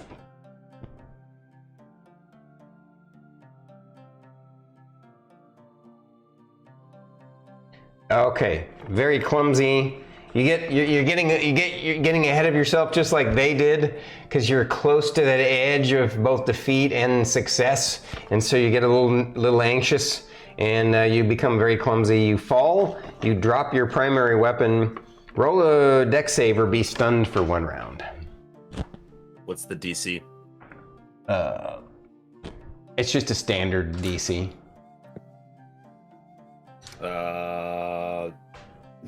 No. What'd you roll? Oh, I rolled an 8 total. 8 total? Yeah, I rolled a 3. My dex is only +5. All right, so it looks like you collapse in the middle of battle, and because you go down and drop your weapon and are stunned, it actually looks like he collapsed and has everyone a little freaked out.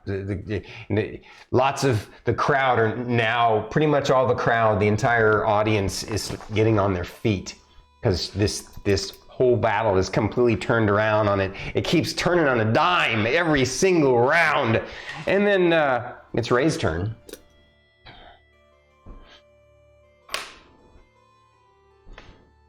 Kitty, did you get your nails done too? Yes, I painted my nails myself. Show them off. They're so pretty. Yeah, thanks. Sorry. It caught my attention. Yeah. Yes. Ooh, That was such a shiny. girly, like, oh my god. You got your nails done. Yeah, I painted them yesterday. Nice. I hadn't painted my nails in forever, and I was like, yeah, I feel like doing that. So. It's cute. Thank you. By the way, Vavoom looks pretty damn tore up. Just saying. I'm not saying you need to target him, but... No, I'm trying to get them both with a fireball. I'm trying not to hit Lorkris. There's no way to do that. Out of curiosity, if she were to do the same thing she did against the Oni and detonate it above, since I'm prone, would that clear? We did that with the Oni. It worked with the Oni because the Oni is so tall. Fair enough. It won't work with these guys. I had to try. No, I gotcha. Okay. But he looks very tore up? I mean, yeah, but I mean, not like, he doesn't look, I mean, I don't know, they both look beat up, I mean, so you could do whatever you want. Like, well, it definitely doesn't look like you can avoid hitting Lorkris with your fireball. And he looks more tore up than either of them.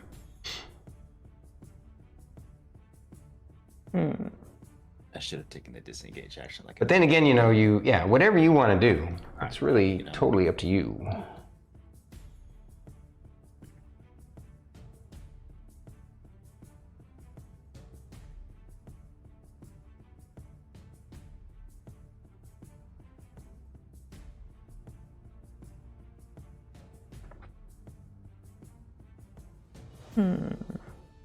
That one, or that one? I have so many spells to choose from.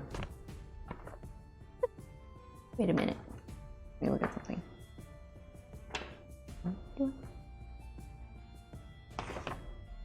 Oh, I'll just do that. I'm gonna purple beamer this dude 3 times. Oh, okay. As I start doing that, I'm like, for Rylar. First purple beamer, 17 to hit. Yeah, against Vavoom? Yes. No. Okay. Second purple beamer, 18. That hits. Sweet. Third, 19. So 2 Both of them hit. hit. Yes. Just walk the line up, keep rolling, you'll get a nat 20. No shit. Well, I have a plus 10 to my spell attack. You have yet to use your inspiration die. Did you want to perhaps reroll one of those 3? The one that you missed? Sure, I'll try it. Just an option. 22. Okay, all 3 hit.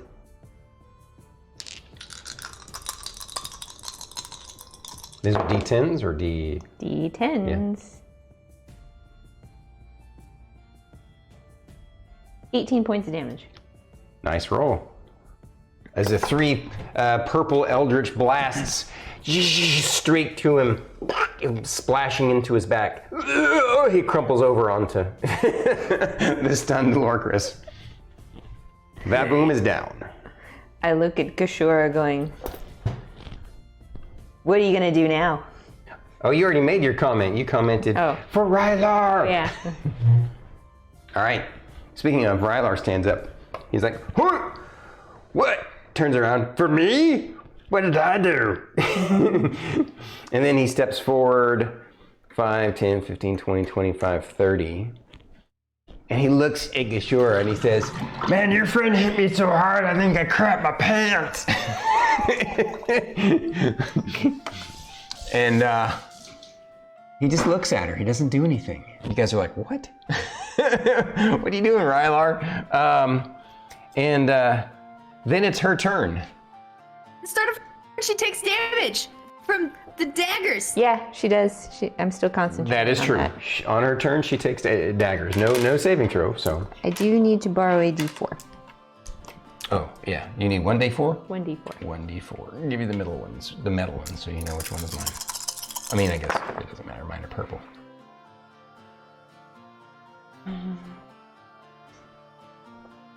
12 points of damage. Okay. Thank you. She visibly shocked and incensed and frustrated. Let me find her. There she is. Does she need to make a morale check? No. This isn't like it's not life or death, so she knows that this is a friendly competition, so. Friendly with delayed blast fireball. Right? Yeah, Hey, you friendly gotta with the admit, cast- she didn't take you guys lightly. The fact that she used her only 7th level spell against you guys must mean that they did not underestimate you guys. They respected you all. So, That.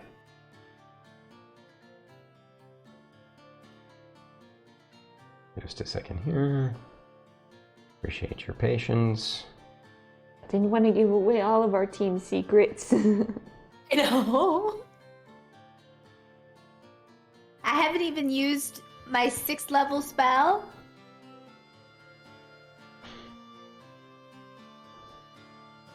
It's kind of nice being a mysterious team where people didn't know much about us. Oh yeah. Then somebody signed us up for the arena battles. I know. Chuckle. She says, well, you all certainly live up to your reputation. And she moves over here to line up Lorkris and Rylar and Fern in a big ass lightning bolt. She goes to cast her lightning bolt, and Rylar goes, no, no, no, no, and casts counterspell in response. Fizzles her spell instantly. She's all like, let me see how it actually works here. You attempt to interrupt a creature in the process of casting a spell. If the creature is casting a spell of 3rd level or lower, its spell fails and has no effect. Lightning Bolt is a 3rd level spell, I believe. Right? Oh, Rylar. Rylar must have tapped 2 blue mana. Right? I mean, if they're going to make counterspell a spell in 5th ed, I'm like going to occasionally use it. Yeah. He picked that one up in the past. He didn't, you know, Goo gave it to him for some reason. He figured now must have been the reason why. And it looks like her lightning bolt. She goes, lightning bolt. And Rylar it goes, looks like no. it actually is a 5th level version of lightning bolt. So I do need to actually attempt to, if it is. So I do have a question when it comes to Rylar being actually a warlock. Mm-hmm. Does the spells that Rylar can cast from his, like, as a pact, do those scale at whatever level he is? So that their base level is the highest that it could be cast at, or is it only ever the base level of the spell? I'm not sure I understand your question. I don't know how you worded that. It was a little confusing. Yeah. Okay. I'm sorry. So you know how you can cast counterspell at a higher level, No. right? When you cast a spell using, you can. Oh, Right. I see what so you're saying. with Rylar being higher level, would him casting counterspell, his base level be the base level of counterspell at 3rd level, or at the highest level it could be cast based off his caster When you level? cast the spell, you'd have to use a spell slot higher. I'm glad that you said something. So I'm going to just give don't him know a how that works with 50-50 pact. shot that he already used his True Sight, which is his highest level spell, a 6th level spell. He's actually already used 2. He only has 3 spells he can use per short rest. Mm-hmm. He's used 2 of them. He has 1 left. He saved it for this. Technically, it's a reaction. He could have actually done something on his turn, but again, he's Rylar, so he doesn't always think about these things. I'm going to give him a 50-50 shot that he would have cast it at 5th level, since he cast his 5th level spell. So he used up his 5th level spell slot. So he would have cast it at 4th level. When you cast a spell using a spell slot of 4th level or higher, the interrupted spell has no effect if its level is less than or equal to the level of spell slot you used. So even if he cast it at a higher level, he's still going to have to try and hit the DC, I think. The DC. That's fair. I just wanted to make sure, because I know that the spells with warlocks are a little different. So the DC is a 10 plus the spell's level. So The DC, it's a 5th level spell that is being. So she is casting it. You guys notice she's casting it from her staff, which I'm going to let you do a little bardic knowledge there. an arcane check. Yeah, no, bardic knowledge. I guess there isn't I guess it is arcane knowledge. Yeah. 23. You think she has a staff of power, which is a really high level magic item, akin to her staff of the woodlands, only for a mage. And that's why it's able to cast high level spells from it on its own without her even using spell slots. And There's got to make a DC 15. yeah, DC 15, and his spellcasting ability is a 9, so I just have to roll a. Jeez. What? Spellcasting ability is a 9. Well, it's technically an 8, but you gave him that Rod of the Pack. Rod of Pack Keeper, which gives him a +1. Yeah, so. Yeah, spellcasting ability is your proficiency plus your modifier, right? Mm-hmm. Well, you know what? You guys are level 12. What's your proficiency bonus? Is this 4 or 5? It's 4? Yeah. Yeah, he So should be 4 and plus 4 is 8, plus 1 is 9. Oh, yeah. Cool. So I need to roll, what, a 6 or better? Yes. Yes. Yes. And that's a 14. Rylar puts his foot down and goes, no! Yep. No.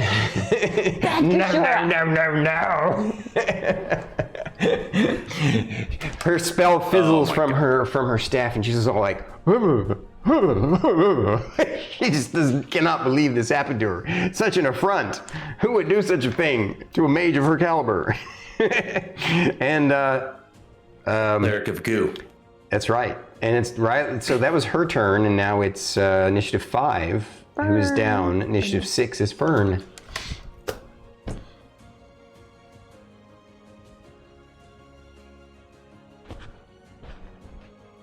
Are you staring intently at her, Fern? She's trying to figure out how far she can go. Yeah, while touching the screen. Yeah. It's great. Yeah, So- getting my greasy pizza fingers. You wanted to see how wanna close you get- can get to her? I want to get as close as possible to 30 feet from her. So I still have my action. 35. I have 35 feet of movement. Yeah, you have 35 feet of movement. You can get where she's just, sadly, at 35 feet. Yeah, she's at 35 feet.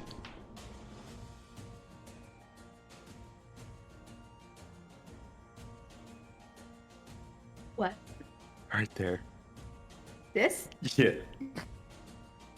How far away is she from the people on the ground? She is 10 feet away from Lorkris, which is also the same amount of distance from her friend, and 15 feet from the dwarf, 20 feet from the from Moo. Okay. Fern is just gonna be like, no, no, no, no, no. And I'm gonna cast Call Lightning at 5th level and strike her. You've already done this before, and remember, she's a blue dragon. It didn't affect her at all. Fuck. I forgot she's a dragon. See, that was a druid mistake. Yo. Right. That's why I'm giving Can I- you a redo, because your character literally already saw this in this same combat. Yes, But we've had a week forgot. since then, and you as a druid forgot. forgot. Yes. I forgot. Your character would not forget that detail in No, combat. she wouldn't. She would not. Heh. Oh. I'm gonna cast.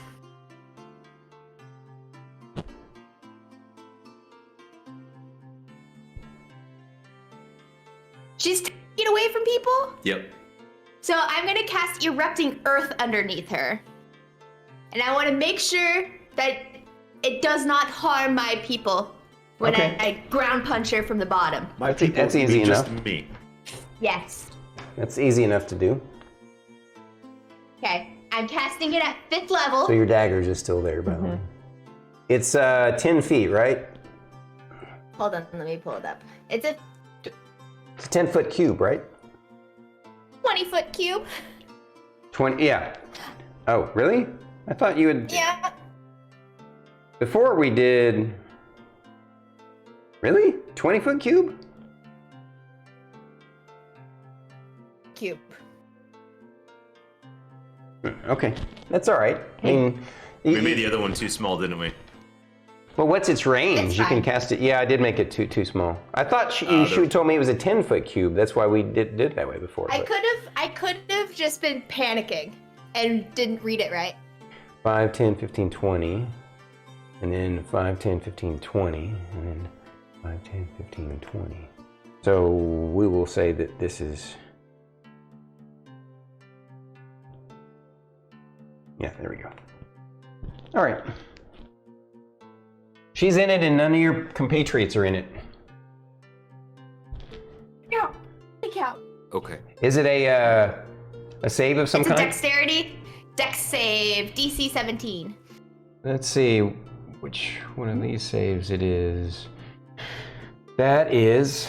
That's a good save for her, but... Oh wow, she succeeded. What happens if she succeeds? She just takes half damage. Okay.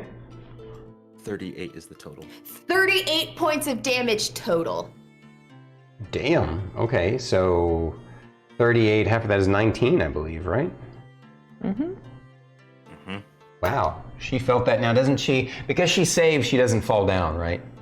Yes, yeah. Okay, but But she's it is But that difficult. area is now difficult terrain. Right, but she's right at the edge of it, so yeah. All right. Yeah. And so that was Fern's turn. Vavoom is down. Lorkris, you are You're stunned for this round, so. Yep. Druid, you should make yourself a note for next time we have access to a feat. You should look into getting Arcane Pioneer as well, because prerequisite is only the ability to cast at least one spell.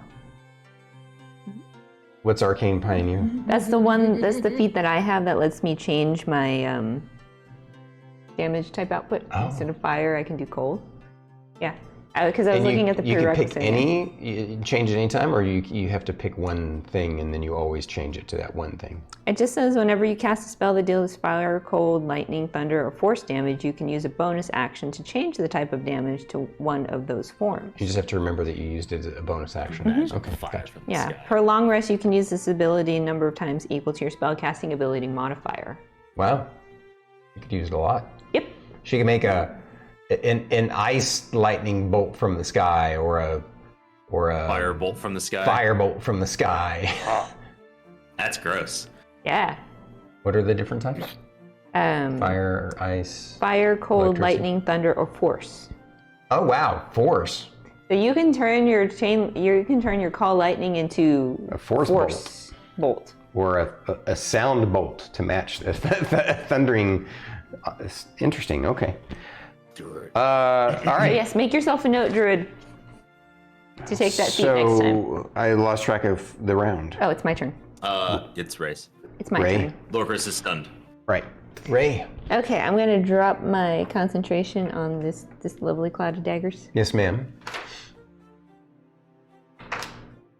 And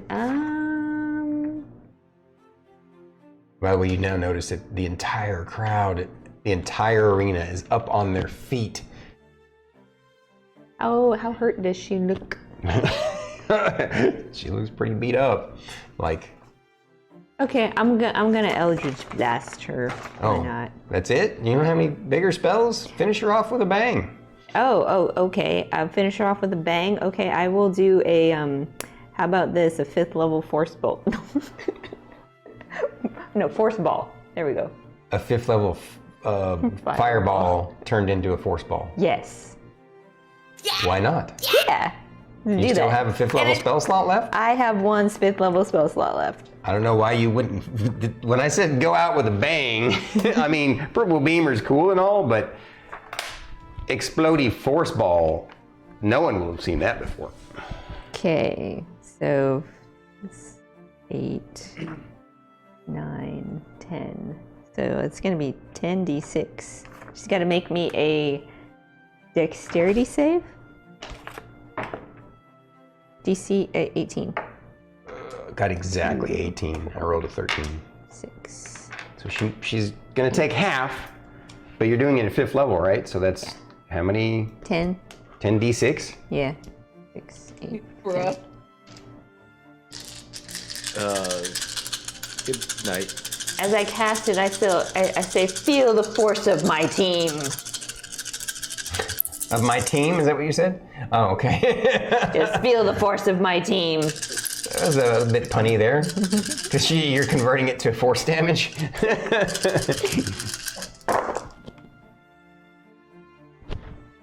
Oh man. I see some interesting numbers.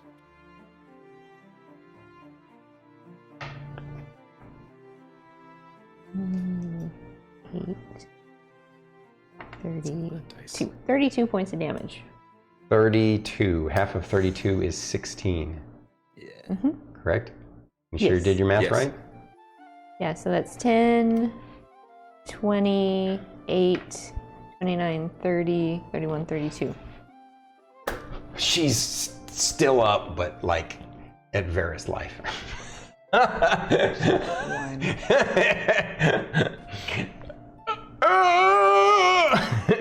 And so that was Ray's turn.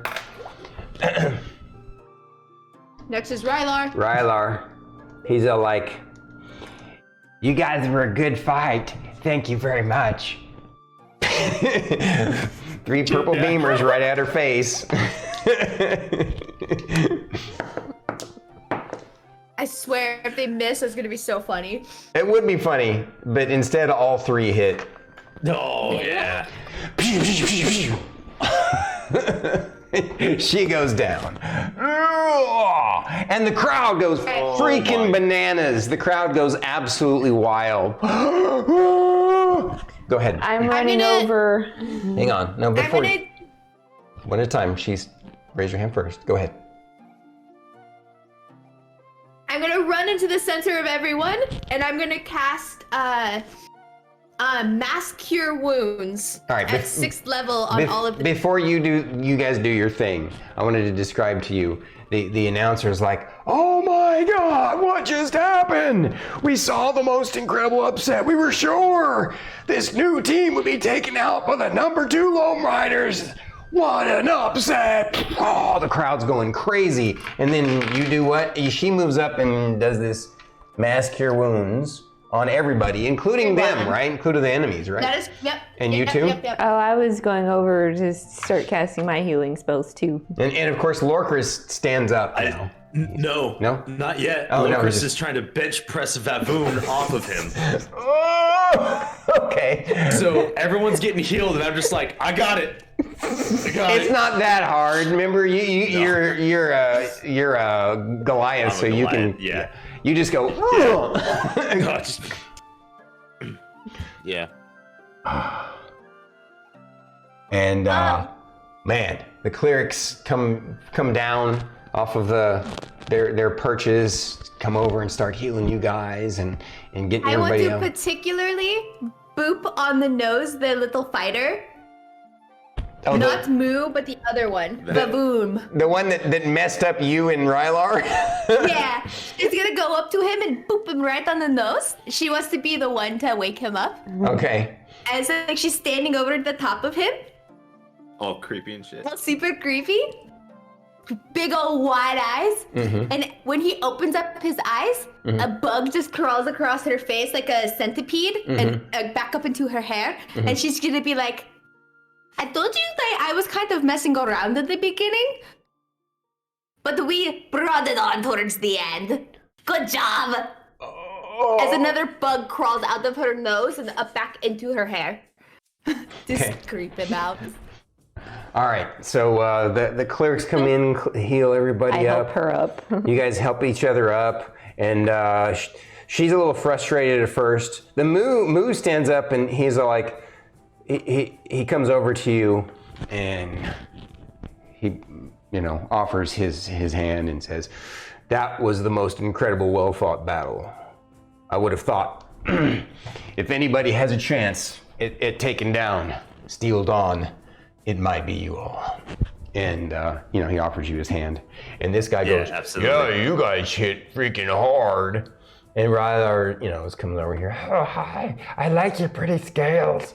and the dwarf is all like, "What happened? What happened?"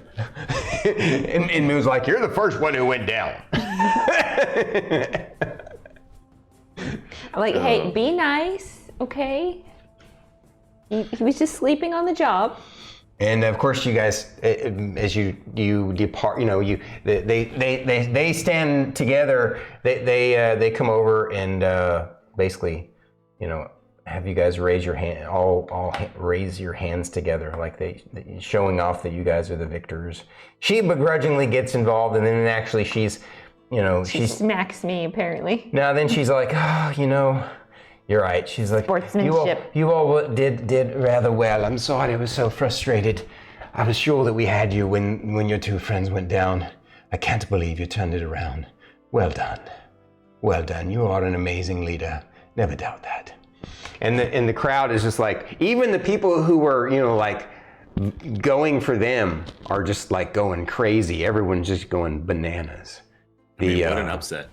It was a true upset. I mean, you guys beat the higher ranked favored team, and when everyone was sure you guys were down, you guys put them in a spot of not being able to do some of their best stuff. So And we barely made dents in our spell slots. Or at least Fern. Yeah. I would like to say, kind of out of character, we have been discussing this combat for quite some time.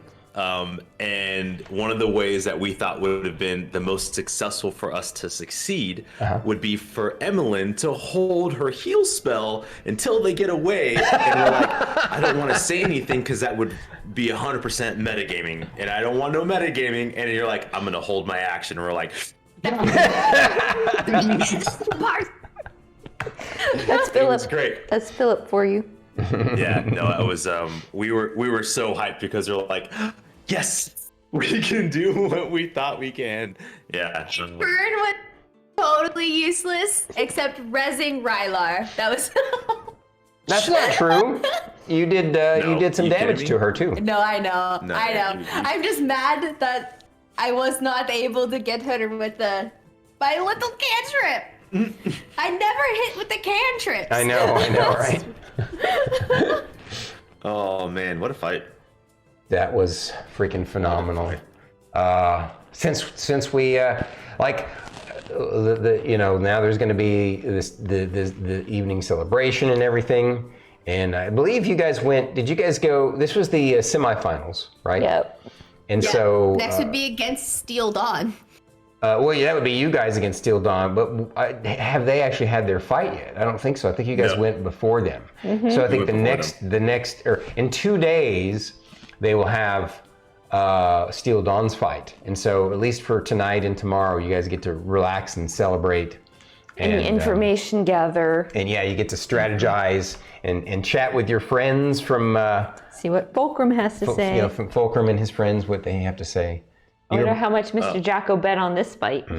I was just thinking the same thing. Before we completely exit, either the arena or as we're walking out, Lorkris will walk up to Moo, and he'll. So, you asked about my clan.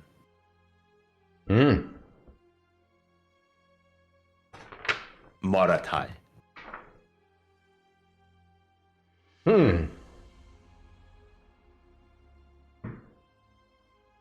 I don't know that clan. It's not one of the ones in my region of the world. Perhaps over drinks you can tell me more about your people. Will do. Now, Fern, you look, or Druid, you look like you had something you wanted to say or ask. Oh, I was just gonna say, like, Fern, like, if we're partying at the Castaway Inn, at some point, Fern is gonna sneak off, like, legit, like, pass without a trace, do all of, like, the sneaky things to try to get out where nobody could see her, and then go to her garden by herself to go sit by Frederick's grave and tell him all about it. And the tree. Right on. Like, every tree in the garden. And then tell Frederick about it. Okay. But she wants to do it by herself. I understand that. Yeah. So this seems like a perfect time to take a quick break, though, and pee break, snack break, and say hello to chat break. So let's do that. Intermission time, folks. Oh man. What do you think, Aries and Banana Tom and Daddy Dagoff? They turn it around. Brett's here too. What up, old Brett? Thank you, Brett, for the compliment on the haircut. I got it cut today. I got tired of my long hair. Yeah, it was. I know now I'm the one with the longest hair. I'm alone now. No, you're not. I have the longest hair now. I think StarkItty had me beat. There's a part of me, I not to take any thunder from StarkItty, but you remember how many knots are in your hair? Yes. Your hair is quite longer than that. But as it hangs, yes. No TPK. It's not. BT has the longest hair. Maybe on your beard, buddy. Yeah, I'll give him that. It's probably much longer than mine. Yeah, it's definitely longer than mine. Banana Tom's beard is glorious. It is. I am not jealous at all. He is so jealous. Totally jealous. Okay, I'll be back. Okay. Yes, same. I'm gonna. All right, guys.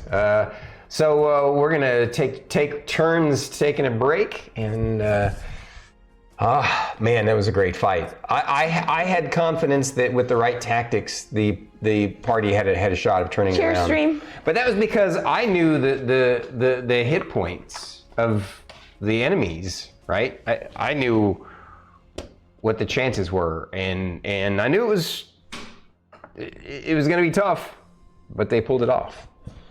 And I'm super proud of them and impressed by what they did.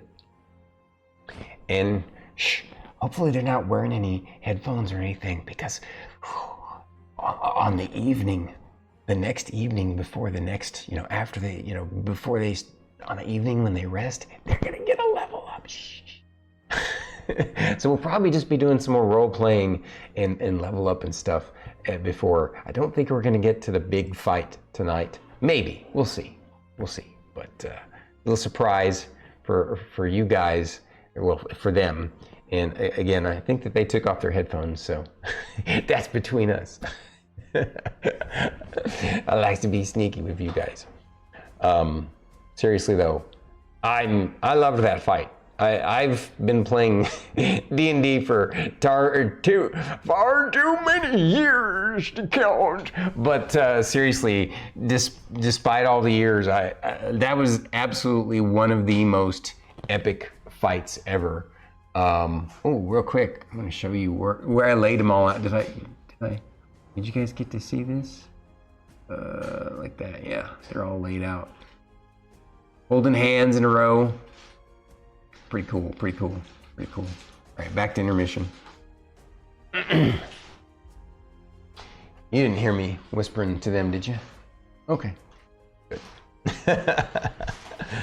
Starkitty's over there getting her snackins on. And I must retire to the loo. Isn't that what they call it in your neck of the woods, Banana Tom?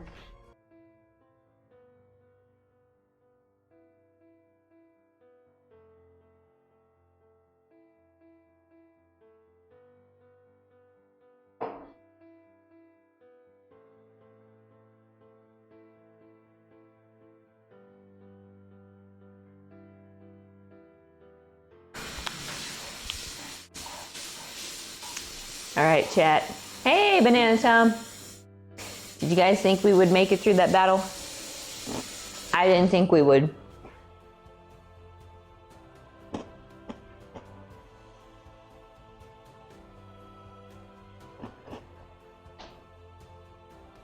I'm now looking forward to fighting Steel Dawn. It's me as a player. It was touch and go.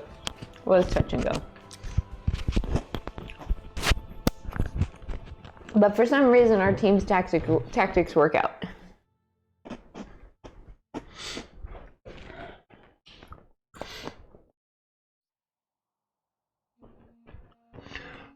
I would say there was only one kind of portion of that battle that I baked in a tiny bit. And I had kind of thought of this ahead of time, and that was that Moo made that tactical error to move within range. My thinking was from a role-playing perspective, and just from, the reason why they're not closer to beating the first is, the Steel Dawn, is because they still have a few little nuances of lack of experience as well, right? They may be, these guys were a level above you, by the way. And they had great tactics. Their tactics were slightly better than yours going into it. But I felt like it made sense that they would falter a little bit. Because even you guys had some faltering, some mistakes made and some fumbles made. But I honestly, I purposely wanted him to make that one subtle mistake. It may not have made a difference, but it may have.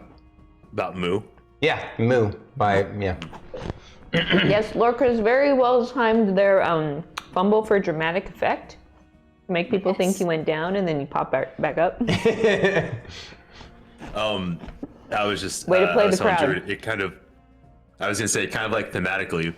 I mean, he did get hit really hard, so it kind of makes sense that he'd stutter, and it just so happened to pan out that way. Mm-hmm. Looks good for the crowd anyway. Delayed reaction unconsciousness. Like, I'm unconscious and I don't even know it yet. He just That's goes, often how Lorkris fights. He goes into a fight, he's like, I'm already down, let's go. That's true. That's true. He has gone down. Do we have a count? No. At least 6 times? More than that? More than that. More? Maybe Yeah, he's maybe 7 or he's a 8. little reckless. Yeah. He's getting close to double digits for sure. Well, it's not just that he's reckless. It's also that he's kind of the primary tank of the party. So Yeah, he's. I mean, for once, he's actually a big target. Because he's short for a Goliath. har.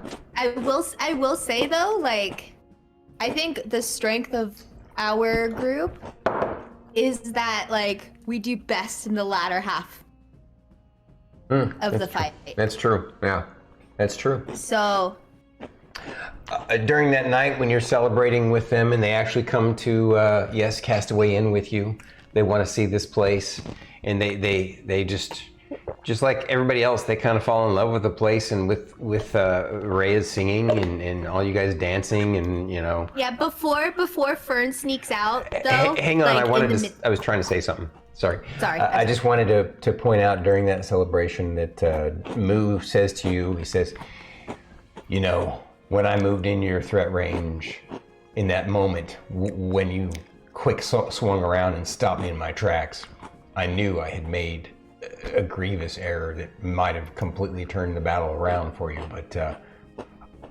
it was just sometimes in the heat of the battle you make mistakes, you make these errors, and you took advantage of it. So anyway, sorry, now go ahead, Fern.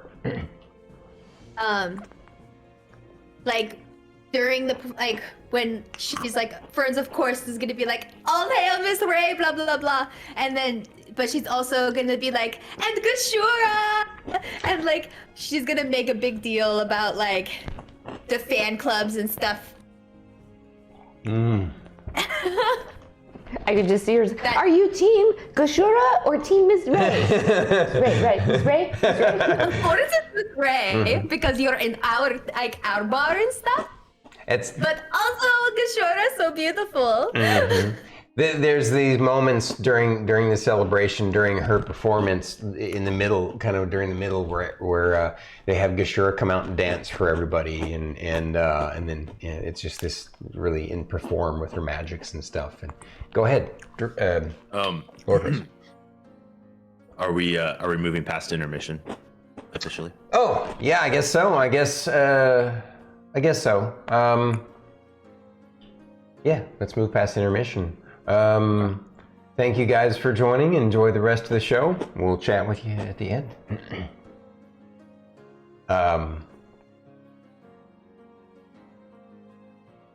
Is it this one? There we go.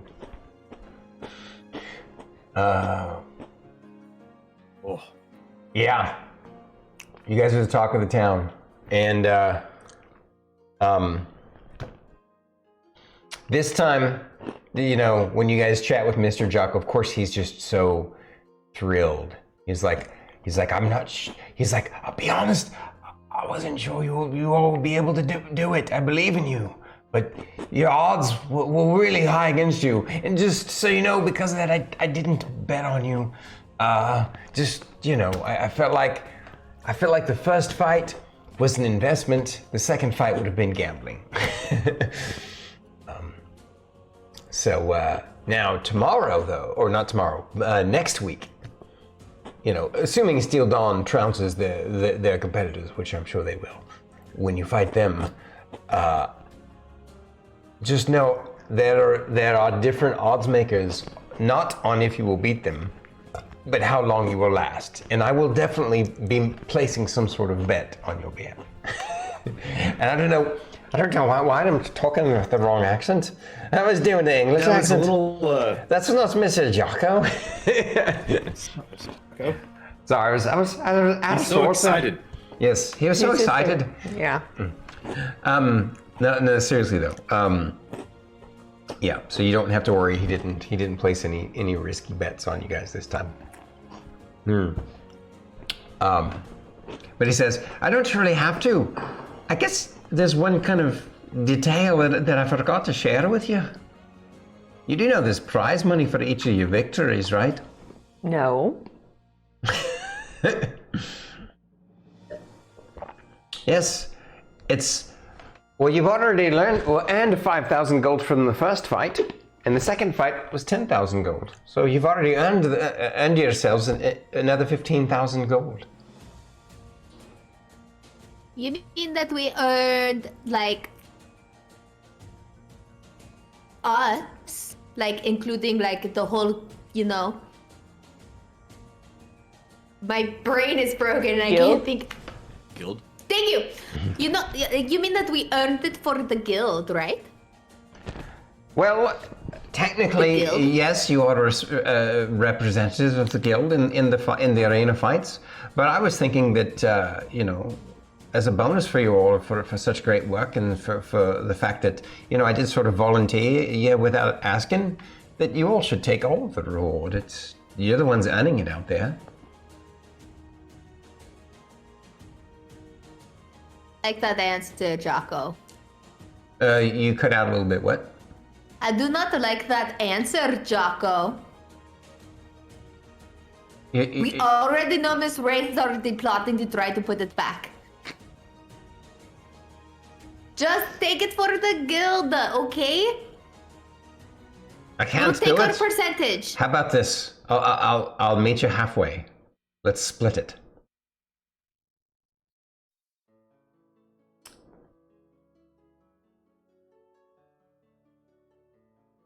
Miss Ray, what do you think? I'm fine with splitting it. I'll figure out a way to get back into Well, the that's guild good somehow. because tomorrow after the celebration and such, and before next week, we're going to have to strategize. And to be honest with you, we're probably going to need every penny because I believe you all are going to need to see if we can invest in some enhanced gear. I think you from what I've been seeing, and Silvus has said this to me, and I'm sure if you'll have a conversation with Lorkris, and he'll say the same thing. You guys' primary weakness is you're too easy to hit. So we need to somehow get your defensive rating up a bit. Lorkris not so much. Rylar's a little bit better. The two ladies, you're too easily to take down. So we need to find a way to get your defensive rating up some more. We need to invest in that, and I believe it's worth the guild's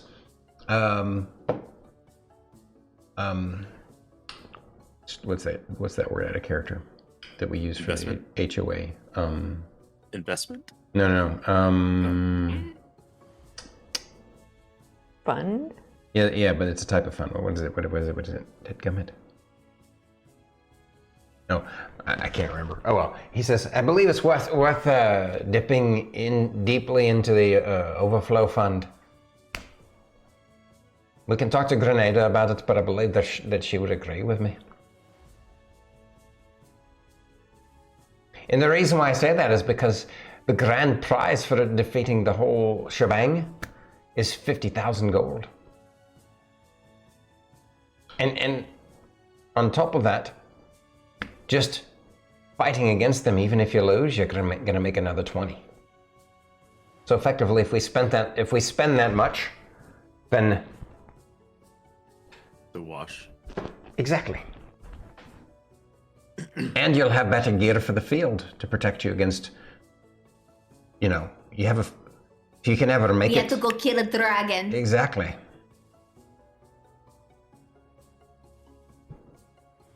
See what you're saying? And you still have these weird undead people too. Well, I guess we're gonna need to do some shopping. Well, I don't think the regular shopping is going to do it. Luckily, the MGA has been investing heavily. Remember, they brought in the enchanter, and Oh yeah. yeah, they've been working on this for a while you've been gone. And so I believe that some higher-end gear is available directly through deeper channels within the MGA. And if we make it to ranked guild, which I'm quite confident we will, they basically give us all the ranked guilds first choice for the better gear. So, and to be clear, usually the ranked guilds go for the fancy weapons first. So, since we're not needing the fancy weapons, we're needing more of the defensive stuff. Should be easy pickings for you. Shoes, you can't make me. What did you say, Fern? You cut out again. I just don't want to wear shoes.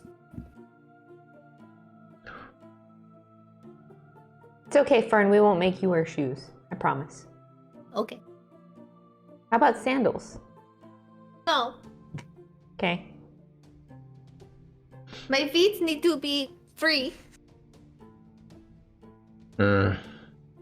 What about ankle braces? As long as my feet can touch the ground. Ankle bracelets could I work. tried to put on shoes before, and they squish my toes. And then I can't, it feels like I can't cast magic all that well if I can't touch the ground. Well, But I feel like that's more like in my brain. well, we need to optimize your performance. So if that's the way your brain works, then that's the way it is. Yeah. All right, so we'll say that this is you guys have this kind of pre-conversation that day, and then that evening you all have the big celebration, and again it's just a wonderful celebration with everybody, and of course they during it lots of people get drunk, and they invite you to come visit. The Loam Riders Guild house sometime, and there are times when some of them try and moves like we got slots open on Team 2 over at Loam Riders, but he's just drunk and he's talking directly to Lorkris. Also that evening, Fern. You could offer him Team 3. Yeah, Lorkris will jokingly be like, I mean, we could use a Team 3. Nice. He's like, oh, I see what you did there. All right. And then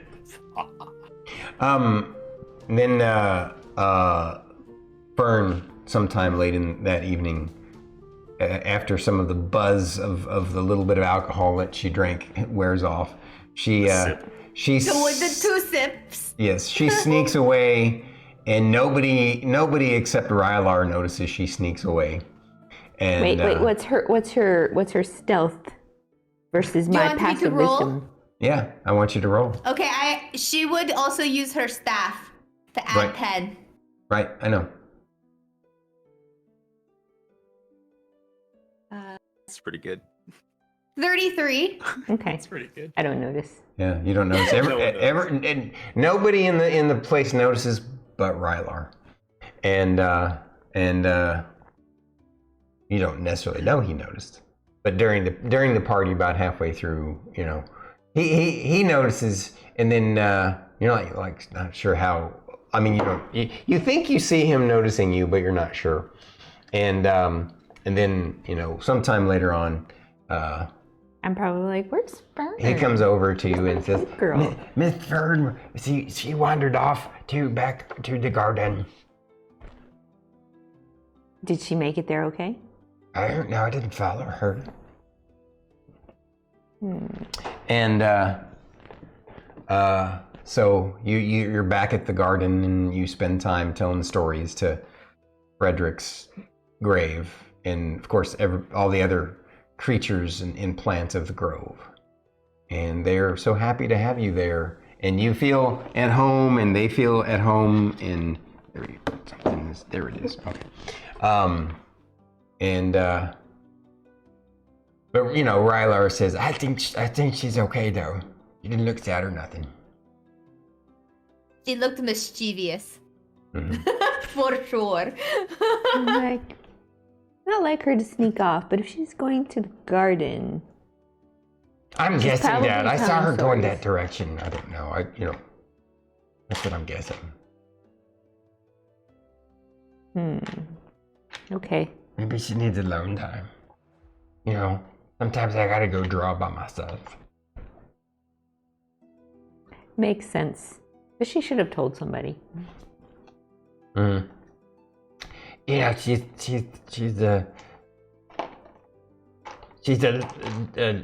what do they call that little firecracker of chaos sometimes. She got do her own thing. I just don't know what's going to happen once Lorkris notices.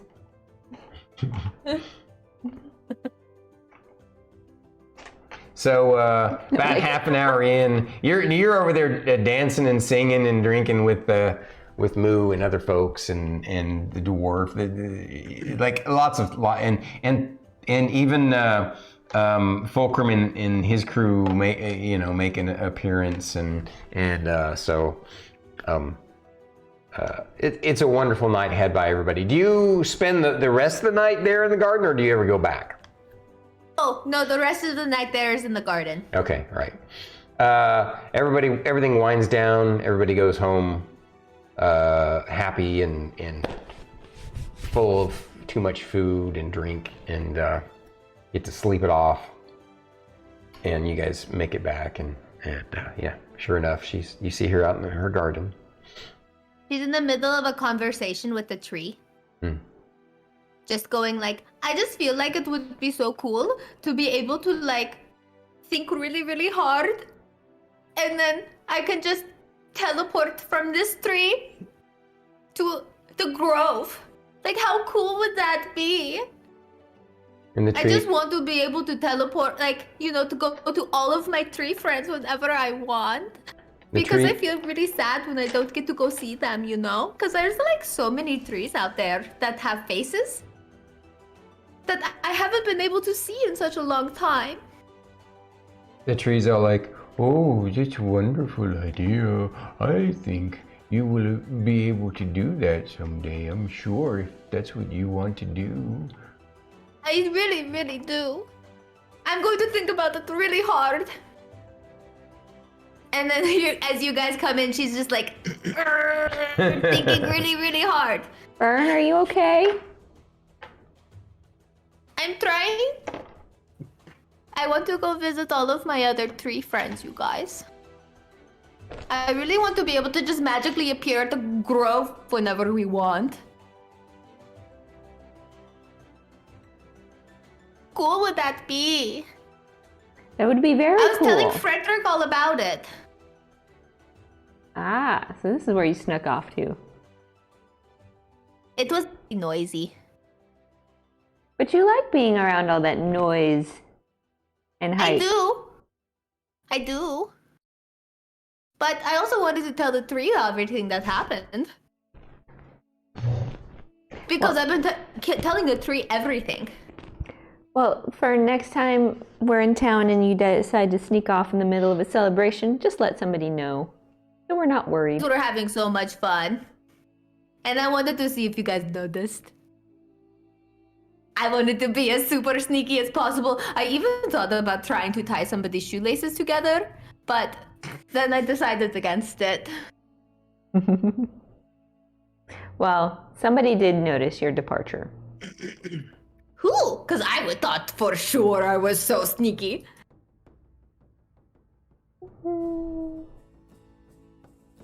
There's no way that you saw Miss Ray. You were in the middle of playing and stuff.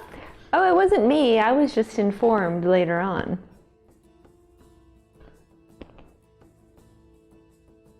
You? You were drunk. You were drunk. Rylar, were you paying attention? What are you watching? I thought you go outside and go down the street to the garden, yeah.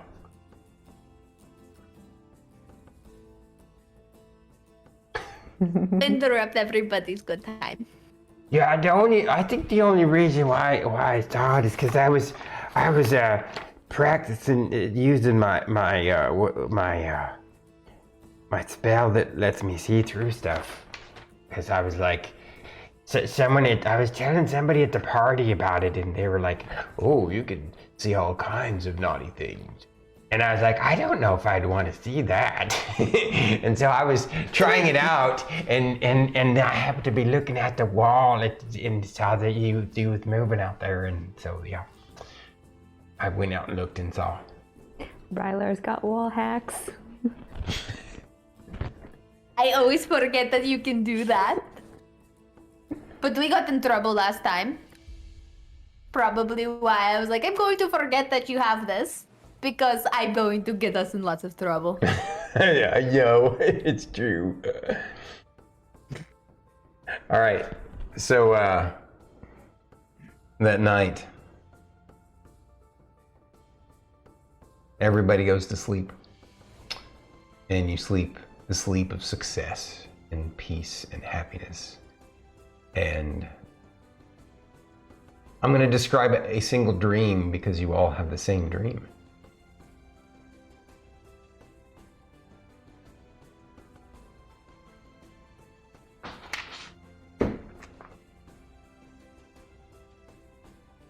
Each of you, during your dream, when you're dreaming.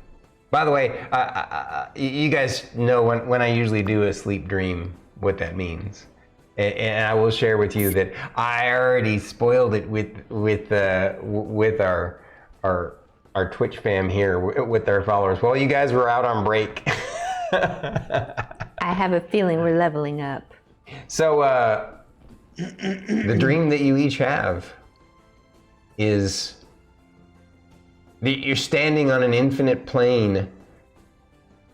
The ground is it's both dark and light at the same time. Kind of imagine sort of like a magical, mystical version of Tron. I don't know if you guys have seen the Tron Legacy movie. And imagine this black floor and this black sky, but there's this kind of glow over everything. And there's this infinite plane that you're standing on that seems to be kind of glossy and lit up from underneath. And there's this twinkle of lights in the blackness of the sky that don't look quite like stars. I'm not sure what they are, but standing before you, separating you from the other side of this plane, is this gigantic flat surface. It's like a wall, but it's just this kind of plain surface. And you can see right through it. And on the other side, past it, at the edge of the horizon, far in the distance,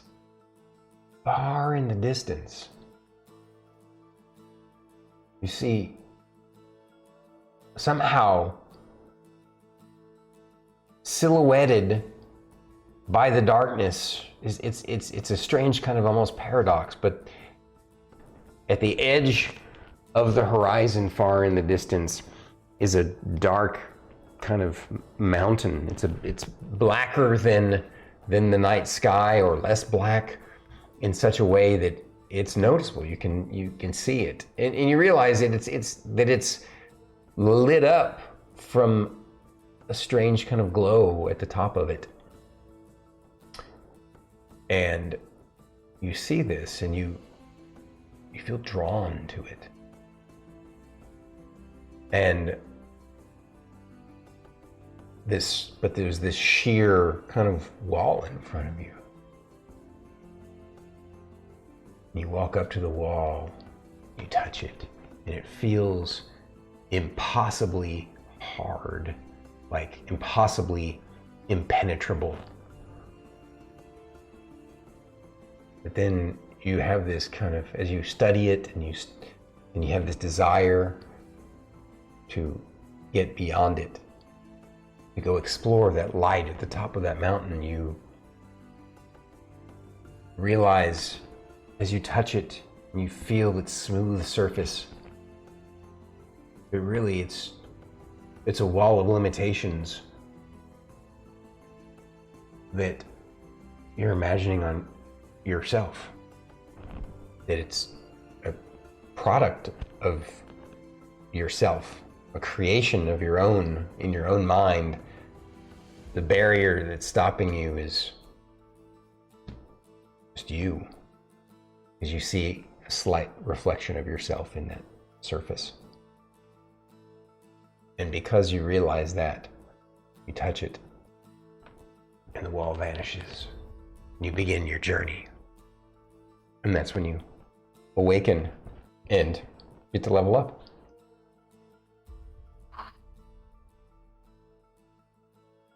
Yes. That will take everybody to level 13, am I correct? Normally we like to do the level ups off screen, I know, off camera. But Banana Tom was sharing the other day that he would love to see one of those. Oops, I mean spoiler alert. Nice, Aries.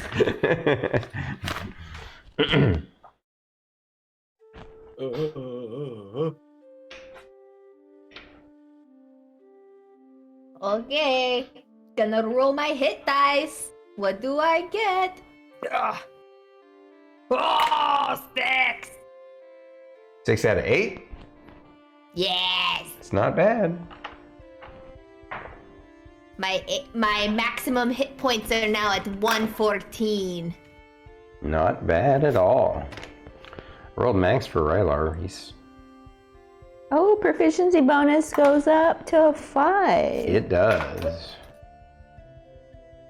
Let's go.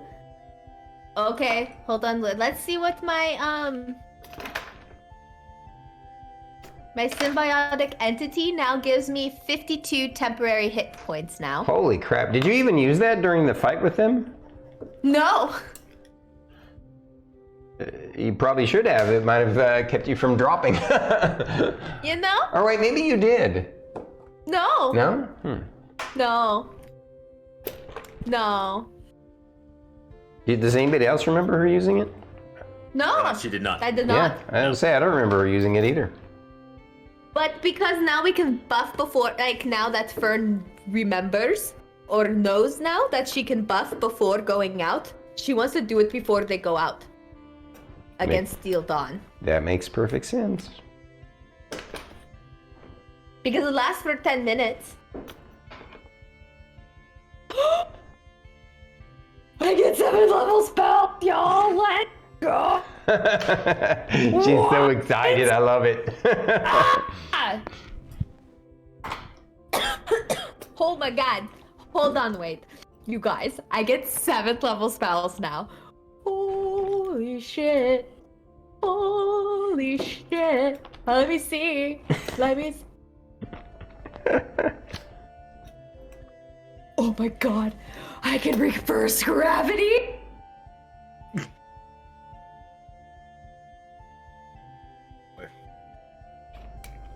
That seems a little broken in her hands. What do you guys think? I have 7th level spell slots too. I mean, I think if we're talking about broken, Lorkris being able to potentially cast banishment. Bye. That doesn't feel like him though. Well, but that banishment isn't that let me look at the 5th ed version of it before I pass judgment. Yeah.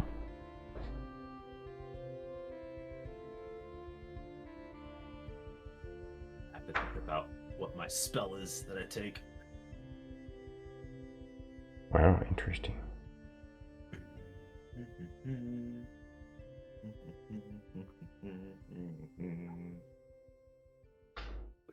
Oh my god. I have this spell called Regenerate.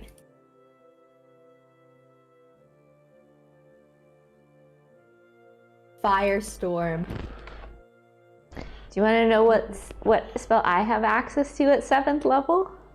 Yes. Resurrection. No, you don't. This is what it says in the book. No, I know. Yeah, bards do get that. But yeah, like I said, in this world, there's going to be some spells that are Some limitations. rarer magical technology. So we will definitely need to talk about some spells. I know. I already know that I can't take something like plane shift. Right, correct. What level spell was the one that would let you teleport through trees? Oh, no, sorry. Oh, That's a 5th level? Is that something that you're it's pushed? a 5th level. It's 5th level. Okay, your character's been trying to work on, and so, yeah. She's been talking to her 3 friends about it every time she talks to them. And every time she sits in front of them, she's trying to so hard to picture open, like, just appearing at the grove and stuff. So she has been actively trying. Do I have access to Mordenkainen's magnificent mansion at 7th level? No. Darn. It'd be like the ultimate camp. That would be so cool. Yeah, it's a bit too high fantasy for this world, I think. So yeah, no, I don't have access to teleport. Earlier, I missed something. Ari said 52. Nice. Surprised you remember you have. In many fights, you haven't used it. Oh, he's talking about her symbiotic Oh, are you entity. talking trash? And Banana Tom says it was when I saw your first one in the VODs. I was really entertained by all your reactions to what you had unlocked. Yes, that's what I love about having new players. But the thing is, when players play with new characters, that they get that same kind of excitement sometimes too. So, Fern being too cocky and not using it anymore. This is what I'm talking about, Stormy. It was one of those things like she didn't want to use it because she didn't want them to know. But now we're going out. Before we even leave, she's going to cast it on herself. And then the fight will start. Mm-hmm. And it doesn't even use a spell slot. Burger. So feisty. Holy. I'm totally taking the reverse gravity spell. No one can stop me. No Not one? even upset about it. I need to look at the spell and see how it works. More than likely, I'll be okay with it because they probably. Would you like me to balance. read it? Yeah, sure. Okay. It is one action. I can cast it from 100 feet away, and it's a 50-foot radius, 100-foot high cylinder. Centered on a point within range, all creatures and objects that aren't somehow anchored to the ground in that area fall upward and reach the top of the area when you cast this spell. A creature can make a dexterity saving throw to grab onto a fixed object it can reach, thus avoiding the fall. Yep. If some solid object such as a ceiling. I've used that. Yeah, we've used that before. It's fine. Yeah. It'll make for some really interesting and creative scenarios for sure. Do I, as a bard, have access to Force Cage at 7th level? I guess I'll need to read that myself too. Let me finish doing Rylar's stuff here. He's got a new Mystic Arcanum to do. I don't remember how that works. Yeah.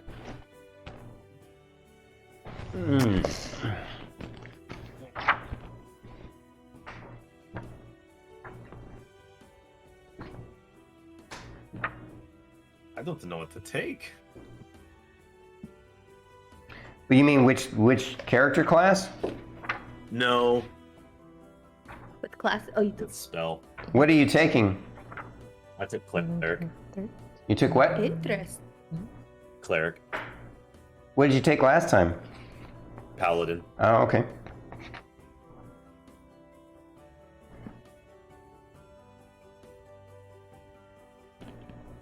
So Rylar has this thing. Remember how he got that that True Sight spell as his Mystic Arcanum at 11th level. Well, he gets another Mystic Arcanum. He doesn't get anything else. This, other than the proficiency bonus, he literally gets nothing else except another Mystic Arcanum. A Mystic Arcanum is at 11th level, your patron bestows upon you a magical secret called an Arcanum. Choose one 6th level spell from the Warlock spell list as this Arcanum. You can cast your Arcanum spell once without expending a spell slot. Oh, that means that he still actually had one more spell in that fight. Because his True Sight is an Arcanum. It's basically like a 4th spell. Anyway, you must finish a long rest before you can do so again. At higher levels, you get another one. So it's just, I think it's just pick a 6th level Warlock spell. That's all it is. It's not like some sort of special unique spell other than the fact that it's a free 6th level spell.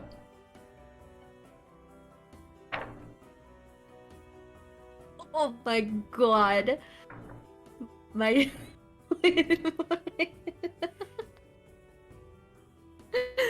Yeah. So, you guys end up in the morning talking to each other about your dreams and realize you all had the same dream. And Lorkris especially finds it interesting that he had the same dream as everybody else. And in this time, his dream didn't have any kind of hint of Weejaws.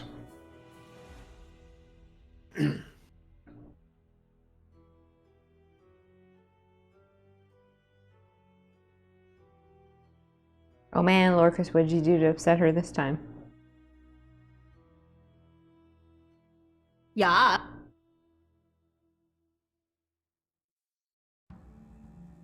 Oh no. How green is his eyes now? I'd imagine they're still. Oh, his Arcanum, it tells me he now gets a 7th level spell. I have to actually choose a 7th level spell. Okay. Pretty green? His eyes are pretty freaking green now, right? They were neon glowing. Yeah, now it definitely looks like like Tron eyes, like like you said, neon sign green eyes. Yeah. It pretty much is kept. You kind of get the sense it's not going to be any stronger. Really different. And you can still use your special ability that you have if you ever want to dim them when you're creeping around and stuff or whatever, or when you're meeting people or whatever. That would only last for like a minute. It's not worth like constantly trying to hide them. Lorkris, I think you should just totally embrace it and stare people really deep into their souls because it really scares them and it really makes you feel super powerful when you do that, because when I do that, because people think I'm very creepy, I just stare deeper. Fern, you're so funny. And then I win. So. Lorkris has access to Death Ward. And it's always prepared. Non-concentration lasts for 8 hours. That's awesome. The first time the target would drop to 0 hit points as a result from taking damage, the target instead drops to 1. As well as if the spell's still in effect when the target is subjected to an effect that would kill it instantaneously without dealing damage, that effect is instead negated against the target and the spell ends. Oh, and you have divination. That's hot. Oh, that's so cool. That's so cool. And Lorkris finally has Blight. I am so ready. Oh, first deal done. No. Oh, yeah. No, I am not. Would Stormy, would you say banishment is kind of out of the realm of this, where we're at? I don't think so. Let me take a look. Let me double check though. Because it does go to a different plane of existence. Well, but doesn't it only work on summoned creatures? No. One creature you can see within range. Let me see. To another plane of existence. I mean, that would make sense if you can't. Yeah.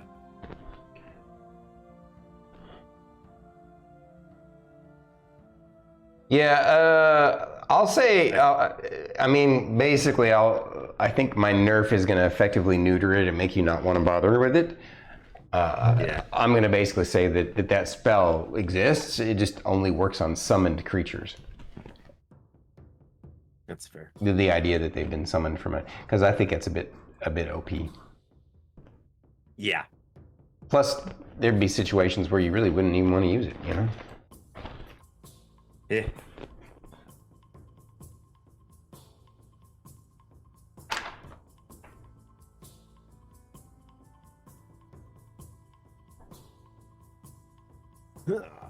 Oops. And so, I had to really fight the urge before we fought. Oh my god, I'm blanking on their name. Lone Riders? Mm-hmm. I had to fight the urge to take Skyrite. And then before we even go out to battle, saying Emillynn Ray is the best before we went out into the battlefield. That would have been hilarious.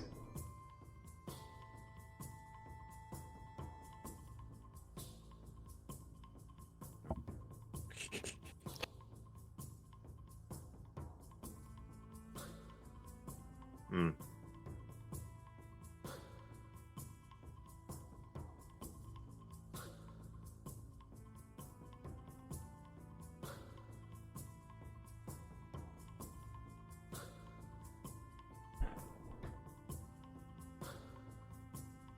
Actually,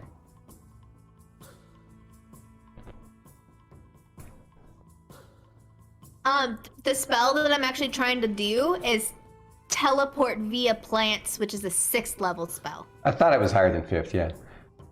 Yeah, so it's a 6th level spell that she's been trying to do. Right. Trying to figure out and learn how to do. She's Right. trying to will it to do existence. So, Well, she needs to get more in touch and in tune with the plants of this land herself. But Yep. she feels like she's close to a breakthrough. She may need to practice it somewhere where she can be even more in tune.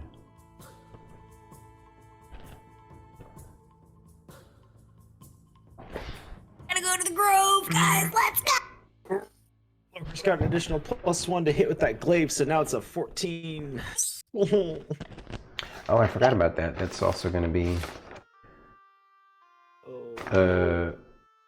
So the spellcasting ability goes up too, doesn't it? Yeah. Mm-hmm.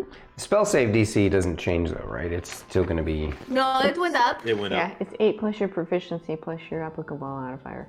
Wait, no, that's... Yeah. Yeah, spell save. Oh. Yeah. So now my spell save DC is 18. And I Mine's an finally 18. have a halfway decent spell save DC as a cleric at 16.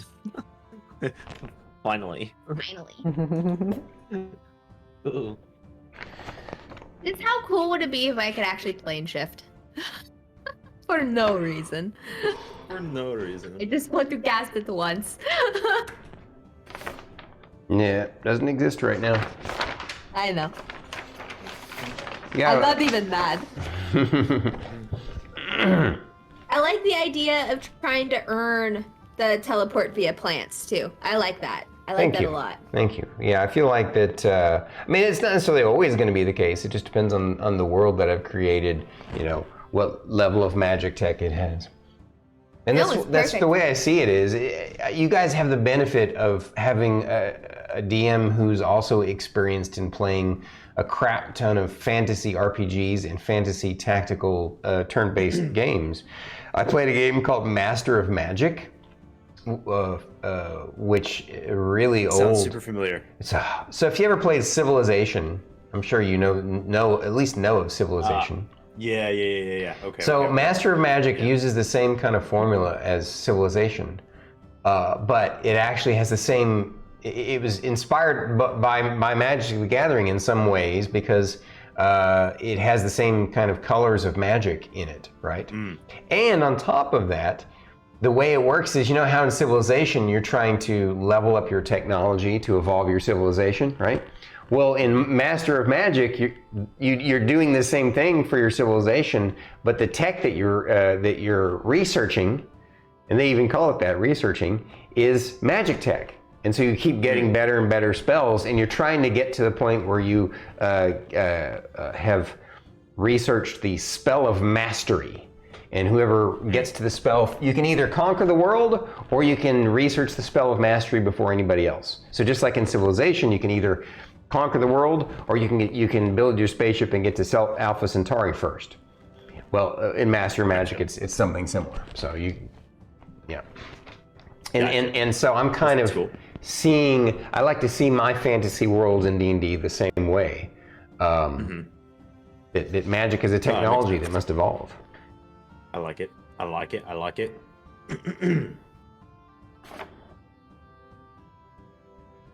I like the hole. I like using the hole. That's so good. Yeah. Yeah. Hell yeah.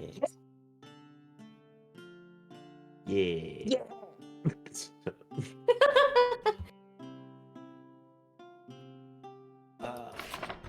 Lorkris is at 136 HP now. Oh yeah? Yeah. Fern will obliterate it, but... With my temporary HP surpassed you. Isn't that... I find that super funny. Like, oh, look at me, I'm super squishy. Not anymore! I have more HP than the tank. I think. It'd be cool if you could give that to others. What? Like her Halo of Spores, like for her temp HP. And she just be like, here you go. Wow, yeah, that would be... That would be pretty cool. I mean, that'd be absolutely broken.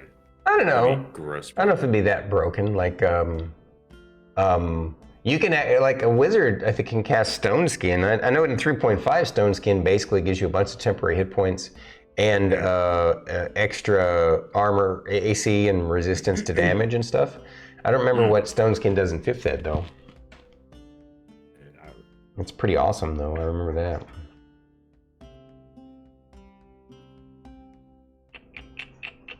Oh, I need to pick another spell as well. Crap. Okay.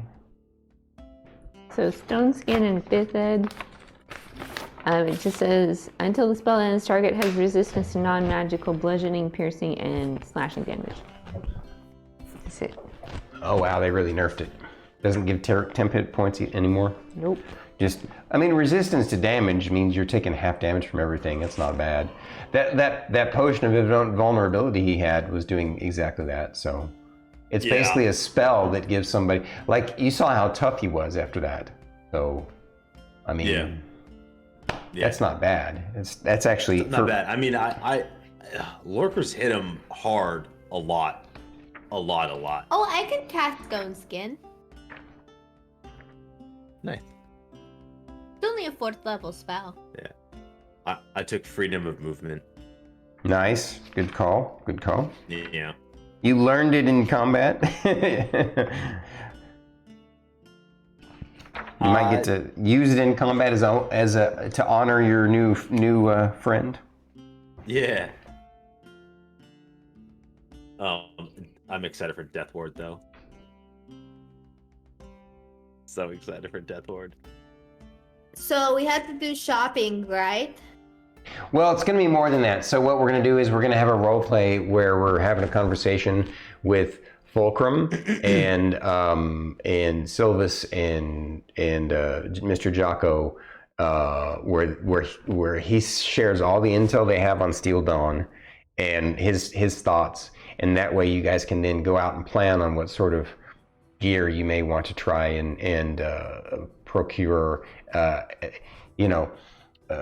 Mr. Jocko may have Miss Ray go with him for negotiations with the MGA, but he's confident with her help that they may be able to talk the MGA into, if there's some gear you guys want that they have that you can't yet afford, that he hopes that she can help him talk them into a loaning it to where he can basically pay them out in installments for the gear.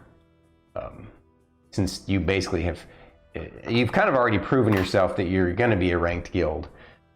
How well you do against Steel Dawn might decide what rank you are. You're definitely going. You're like he's made it clear to you. He's sure, based upon all the stuff that the administrators and folks, the head folks and generals and stuff at the MJ are super happy with your performance and how much you've built up the crowd and the morale of people in different parts of the city. You've done a lot more than you realize you've done.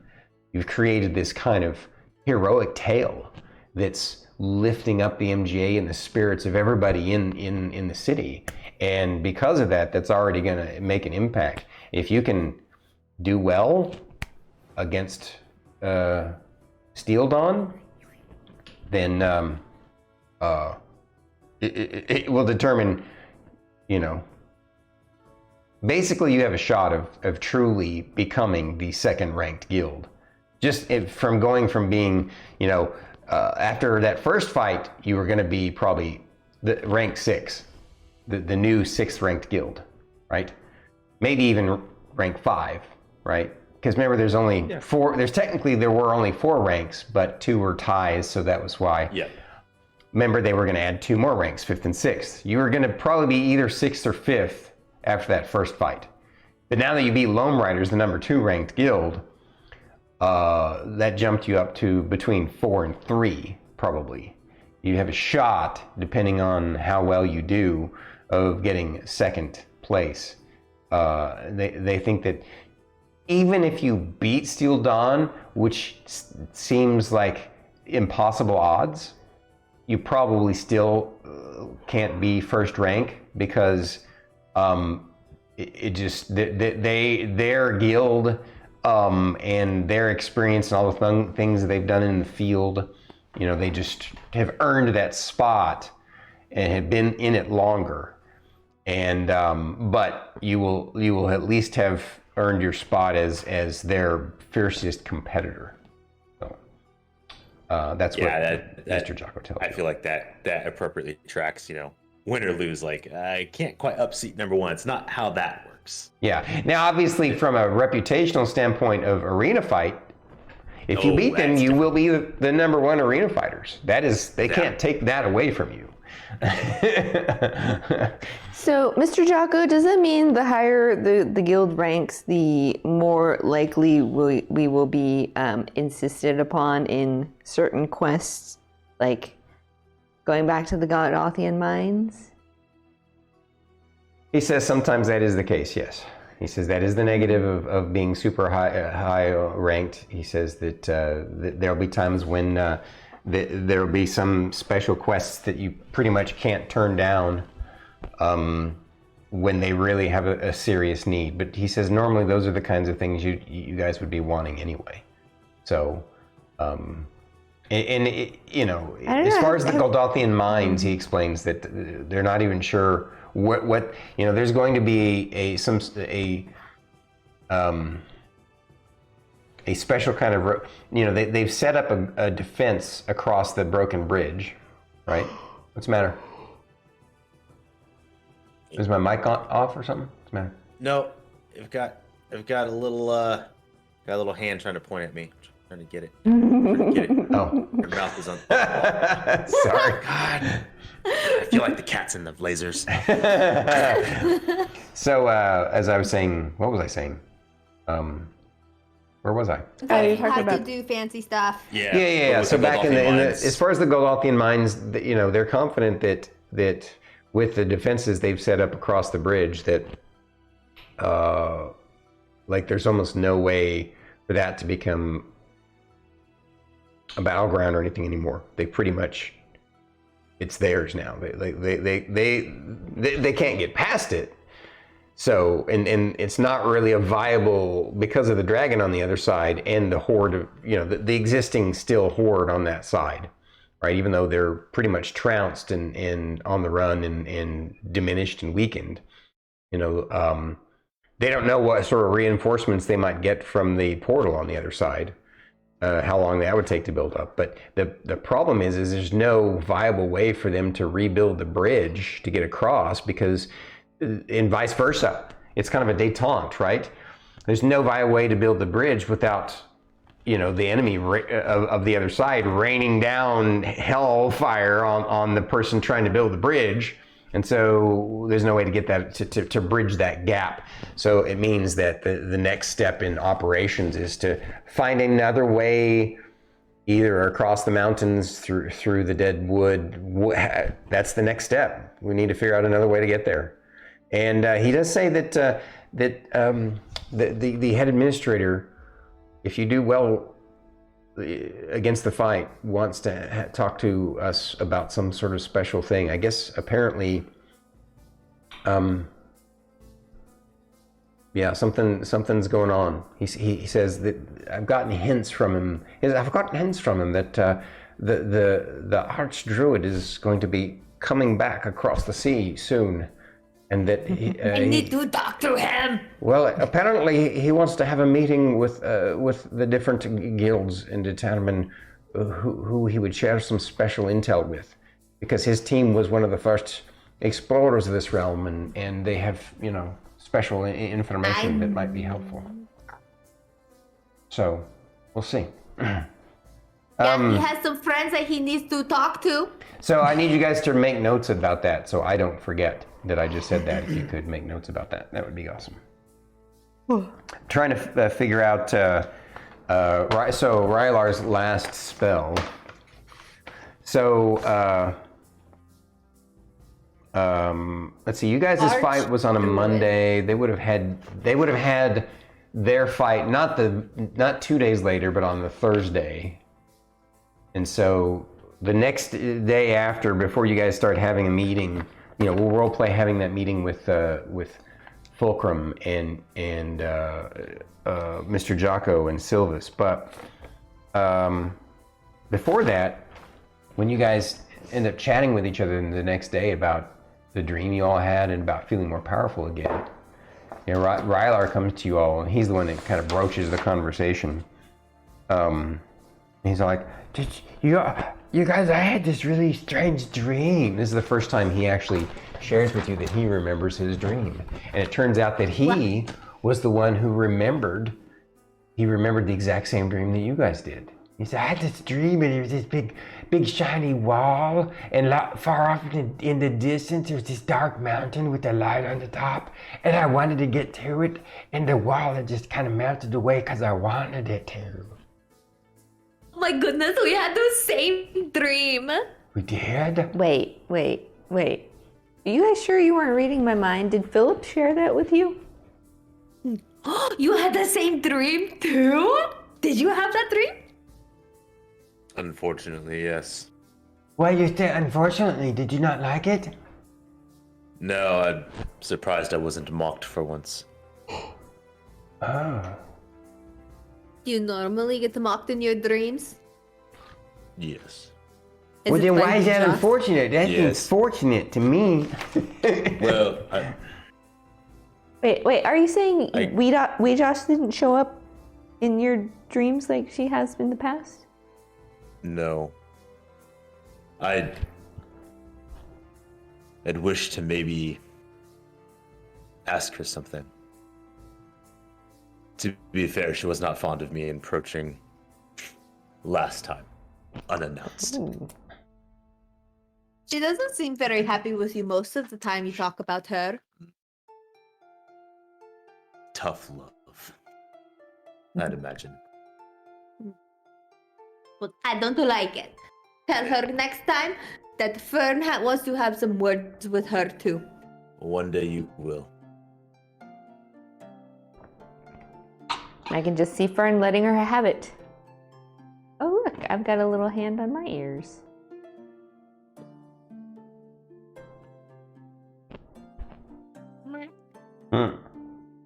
I don't see it on this side. See what? She's got a little mouse on her face.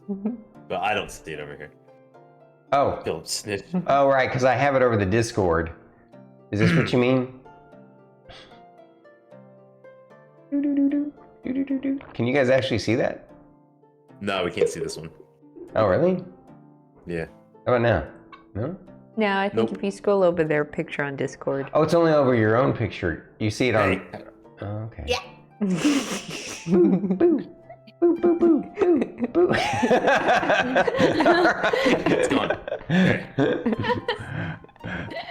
This is the most Thanks for saving my unconventional life. D&D stream on Twitch. The mouse. How to distract the streamers? Mouse.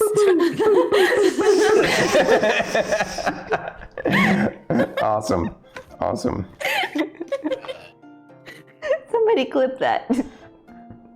That's classic. Yeah. It just kill you. No, we just will probably be like, just stop talking. And then Yeah. go away. Fern would Goodbye. just be like, you know, you're really, really hard on Lorkris. Like, you know, he like really, really likes you, I guess, for some stupid reason. You're just all you do is like make his eyes glow really green, and talk mean to him. And when he like goes unconscious, you just like sit there and laugh at him. That's not very, very nice. You're supposed to be a goddess or something, but you're just acting like a big bully. Hashtag Fern rant.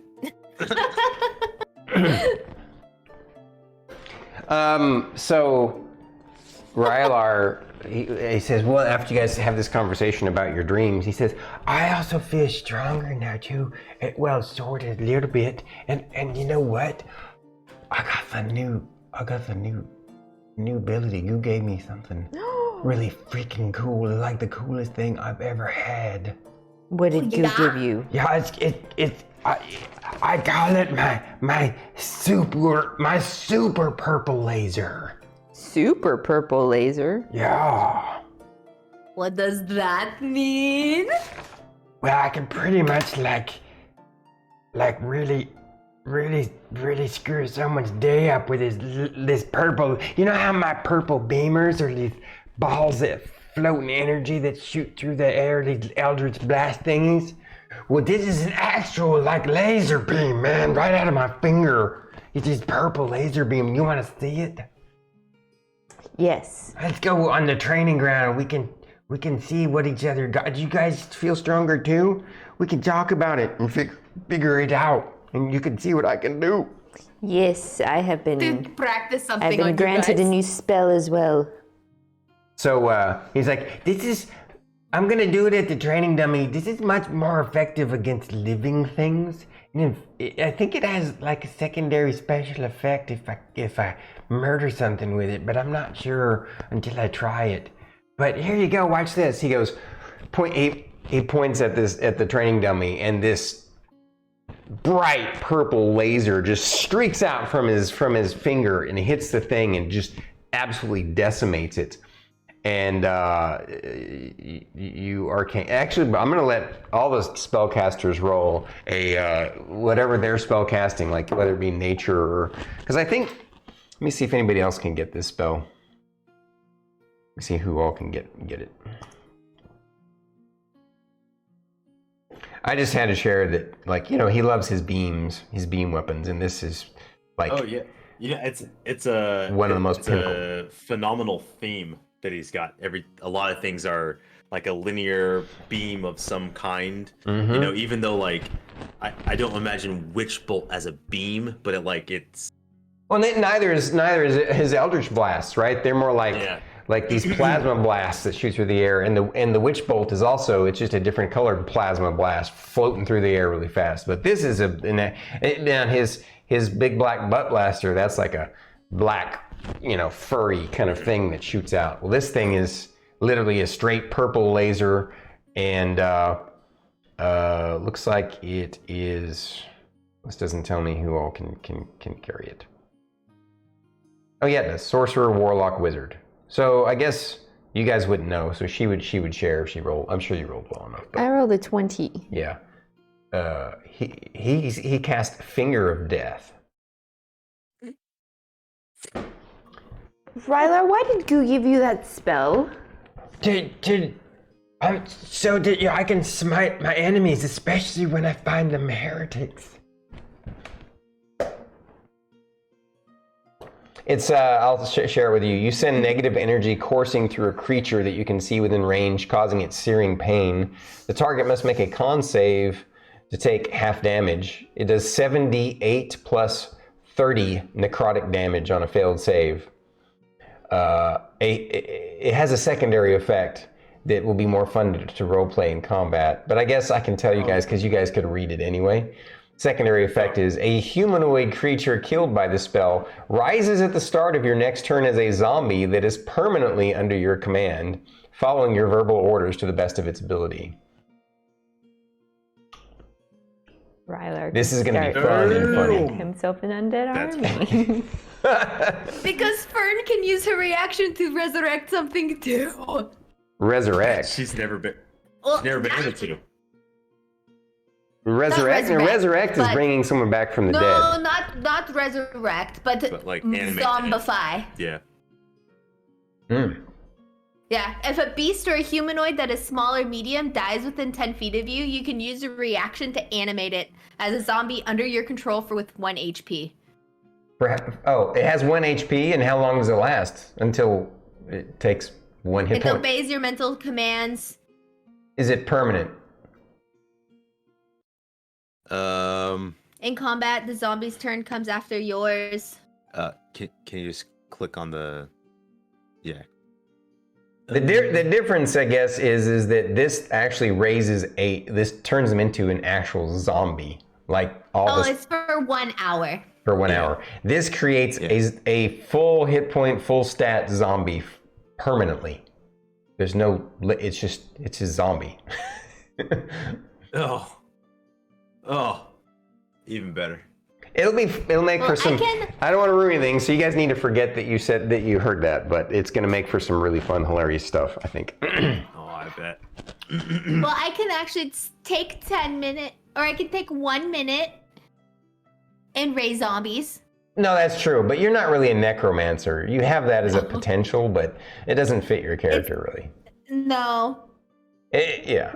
If Fern did be a necromancer, I could see her running around. Necromance if I want to. I can bring my friends to life. For Rylar, he knows it has a secondary ability. He just doesn't know what it does. He doesn't understand it well enough yet. So we'll have to see what happens. All right. So anyway, that's really the only thing that he got, plus some hit points, and that's it. So yeah. I mean, technically, I can pick one more other spell. I can't seem to find a spell in his list that I want to pick though. So. Yeah. Same. All right. So freedom of movement's good, but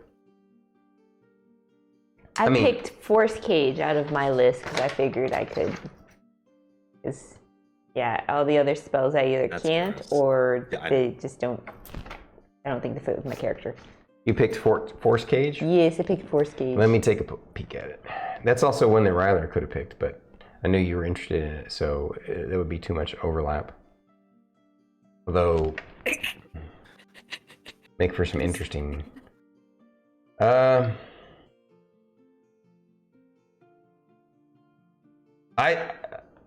definitely want you to go ahead and have it, because I feel like after that dream, your character figured out a way to manifest that in the real world.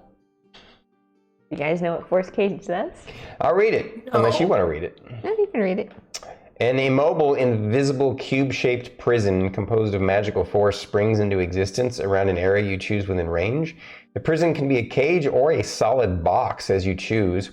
A prison in the shape of a cage can be up to 20 feet on a side and is made from half-inch diameter bars spaced a half-inch apart. A prison in the shape of a box can be up to 10 feet on a side, creating a solid barrier that prevents any matter from passing through it and blocking any spells cast into it or out from the area. When you cast a spell, any creature that is completely inside the cage's area is trapped. Creatures only partially within the area, or those too large to fit inside the area, are pushed away from the center of the area until they are completely out of it. A creature inside the cage can't leave it by non-magical means. If the creature tries to use teleportation or interplanar travel to leave the cage, it must first make a charisma saving throw. On a success, the creature can use that magic to exit the cage. On a failure, the creature can't exit the cage and waste the use of the spell or effect. The cage also extends into the ethereal plane, blocking ethereal travel as well, and it cannot be dispelled by dispel magic. It lasts 1 hour. Emillynn, please roll high on initiative against Steel Dawn. Bruh! Just one of them. Just caged. Yeah. The rest have to fight the... This kind of, I might have to nerf this. It says a creature inside the cage can't leave it by non-magical means, yet it takes away every single magical means of egress. You can't teleport out of it. Well, You can't dispel it. But the thing is... Uh-huh. But the thing is... There's no teleporting in this world anyway. That's why I'm saying I might have to nerf it because it's OP. In a world where there's no teleportation? I mean, you're right that you can't teleport. Like, it's... Is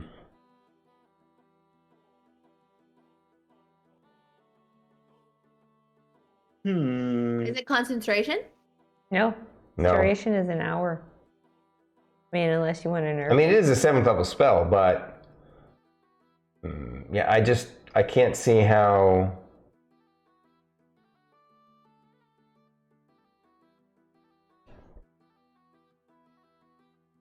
I mean, it's a 7th level. That can nullify any boss for an hour. Any boss that's medium sized. It's one of those things where it's like, okay, we're in a boss fight and we need to like take a break. Force cage it for now. Let's regroup, rebuff, or run away if we need to. They really made that OP. If that were a 9th level spell, I could see it, but damn. Really, the only line I have a problem with is that it can't be dispelled. If you were to drop it down to like for 2 rounds, to where it's not a permanent fixture, but it is a massive hindrance. Well, two rounds is too short, but maybe a roll like 1d4 rounds or something. I don't know how to get.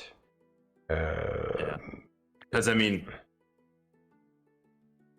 definitely for the world that we're in, that's a little that's very broken. That's a catch 2 of Steel Dawn in there. Yeah, okay. Emillynn, just hide the whole time. Well, it's non-concentration. Not concentration? Yeah. Oh, yeah. Well, that's why I said I feel like it's way OP. I feel like you should make it like concentration spell, so she does have to maintain concentration on it. I feel like that's pretty fair.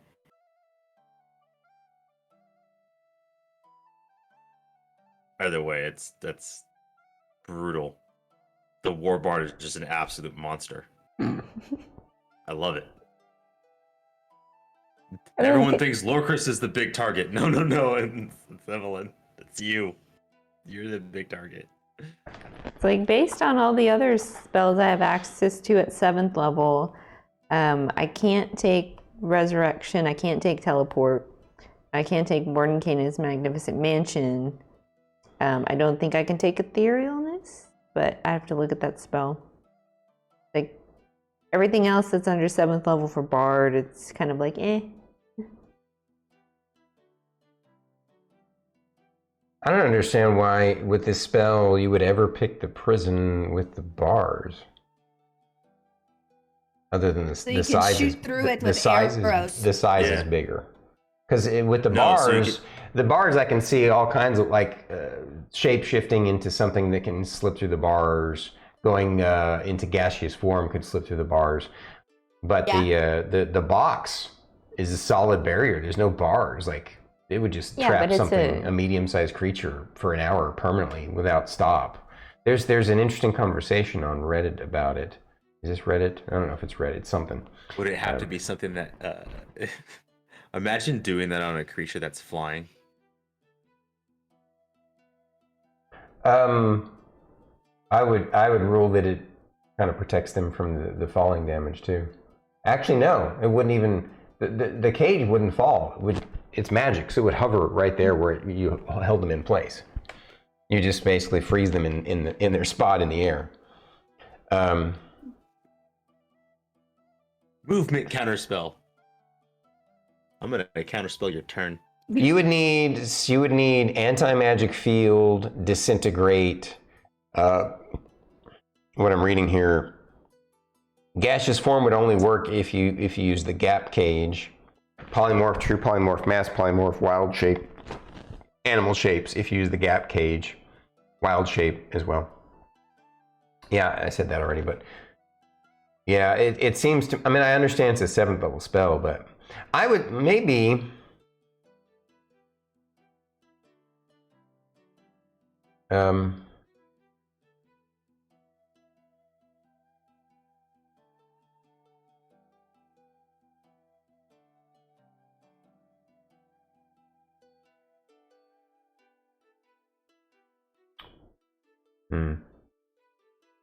What we could do is say that, of course, disintegrate, anti-magic field can get it. The other thing would be, I could say that it can be dispelled, but maybe make it harder to dispel.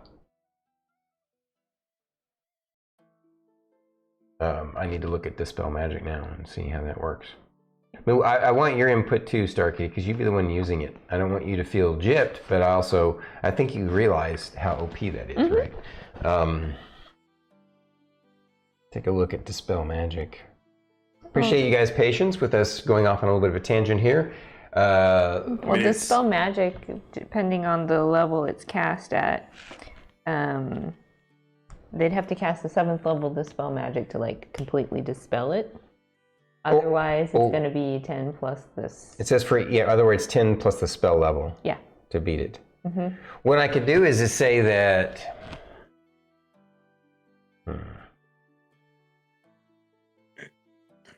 I could just raise the DC of it and say that.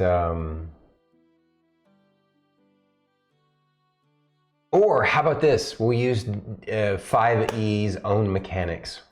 We'll say that you have to make a dispel magic check at disadvantage. So you roll 2d20 and take the lower roll. So you still have a chance at dispelling it, but it's a lot harder. I like that. Yeah. I think that's fair. Yeah. It feels and like everything else remains the same. Yeah. And one other thing I'll say, and that's that. Let's see.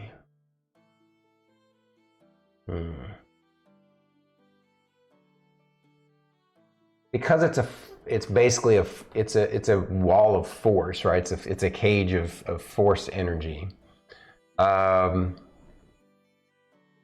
If one of the walls, No, don't hurt the throat. so it already says in its description that disintegrate would take it down. Yeah. What was that? Is that a flying critter that just flew away? It's a It's moth. just a spirit. Oh, it's a moth. Oh, it's a spirit. Yeah. Chonka Pillar hasn't actually transformed. Okay. All right. Good. Good. I was going to say, it's a little too small to be It's a funny that you pillar. bring that up, because you find in the morning when you're meeting and you're having your dreams and everybody and everything, you all go to breakfast, and Fern looks over at where Chonkapillar usually is on her shoulder, and she's getting her stuff together, and she's like, "Where's Chonkapillar? Where's Chonkapillar?" And she starts to panic for a second, and she senses that he's nearby, but he's not like on her. From where she was. You sleep in the grove, right? Yeah, I The sleep out in garden? the garden Yeah. under the tree. I mean, the garden. Yeah, you're yeah. You finally find him, but it's at the bottom of your backpack, and there's this white substance. He's basically cocooned inside the bottom of your backpack. Ow. Super Chocolate. Chocolate! We'll just wrap him in cellophane. So now you gotta wait till however long he decides to come out of his cocoon. And you you end up making a layer on top of him of like stuff so that he can be all comfy and protected and cozy and you know. You one of the things when you guys do some shopping, you want to get a slightly bigger backpack so you can put that backpack inside that backpack with stuff with padding on the bottom. You know, I can imagine you doing something like that. Yeah. Look at him. He's got a little hat. It's his little creamy stuff that's covering him. All right. So it's funny how you guys are always psychic and reading my mind. It's funny. So you guys. Chunk a pillar, chunk a pillar, chunk a pillar. Yeah, I can't wait. That's so good. So that morning when you guys make it to breakfast, and you guys notice that Chonkapler isn't anywhere around. What's going on over there? You all right? She's still Broken. He's broken. Broken Keep Druid. moving. She'll regain air at some point. She'll breathe eventually. Nobody panic. Oh man, it's a great clip. It is. It's wonderful. You might want to scooch the camera slightly toward her, though. You guys are slightly off. Oh, she's scooting over. Keep scooting Well, away. actually, since you okay. Well, since you guys had started, it was. Oh, that's better. That's better. Cool. Thank you. All right. So where were we? Breakfast. Yeah, you guys would go and have breakfast, and you guys are like, you know, where's Chonkapillar? And Where's the chunks? The honk of chonk. what does she say? I can't hear her. Pretend he's not. He's wrapped up. He's a mummy now. Mm-hmm. You guys show Chonkapillar at the bottom of your like he's wrapped up, and it's like all at the bottom of your backpack is just you know, kind of like this kind of webbing. It's almost like merging with your backpack. Oh, so Fern, he's Chonkapillar's cocoon? I guess so. Oh, how long is Chonkapillar going to be cocooned? I don't know. Chonkapillar, can you hear me?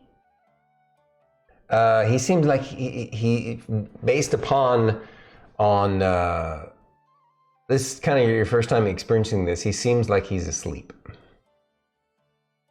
Chonkapillar. You still have this sense of kind of peaceful relaxation from him, though, like he's happy. What? Not how long he's going to be like this, but he feels happy. And it's like he's sleeping or something. But he's comfy. I need a bigger backpack to protect him. We'll find you a bigger backpack. I don't want to leave him here though. So he has to come with us. I don't know if he could physically like separate from me. I think he would just magically appear again. I don't think I could fight without him near me anyway. It's like wearing shoes. I need Chonkapillar. Just like I need Philip. You guys. All right. So now that you guys have chatted about your level ups and stuff a little bit, I mean, we can still work out more tactics. There's still abilities that everybody. What do you want to share at breakfast? I want to show everybody. We have to go outside to the training yard. That's right. You're still in the After breakfast, you come back to the training yard and do some more training together to work out the abilities you guys have. Alrighty. Are you ready, Lorkris? I want to try something on you. But you're going to stand a little bit away, okay? Rylar's like, this is going to be funny. Okay, are you ready?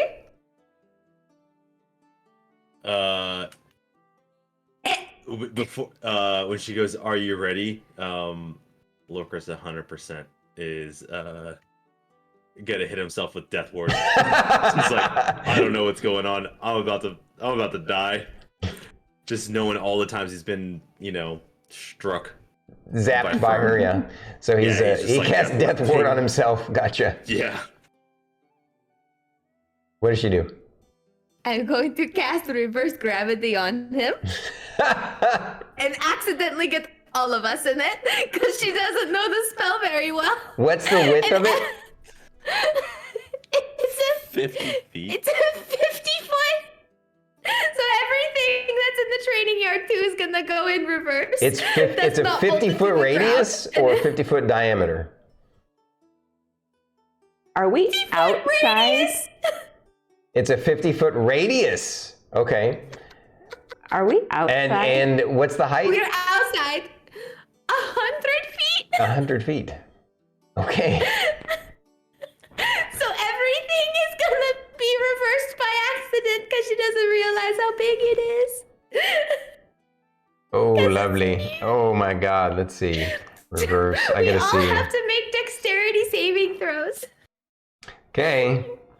I mean, everybody make dexterity saving throws. And as we're like going to all go, she's gonna go, oh no! And drop concentration so it's not falling 100 feet. We only fall a couple of feet. You're all out in the training area, which, you know, is open, so. I got a 24 for my dexterity check. Do I pass? If you grab onto something with enough time so you don't start going flying. Oh, cool. If there's something to grab onto. If there's something to grab onto. Yeah, We're so I'm gonna outside say the that training there's yard. because of the training area, we'll say there's a 50-50 shot that there's something within range of everybody to grab onto. 50-foot radius. 50-foot radius, 100 feet high cylinder centered on a point within range. I'll say what happens for who misses, okay? I'll say what just hang on there.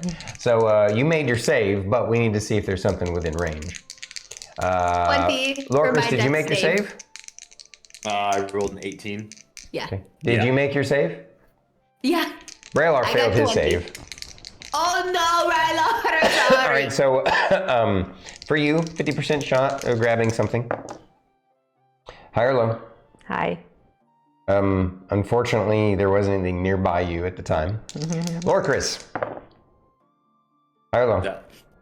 I'm short, so low.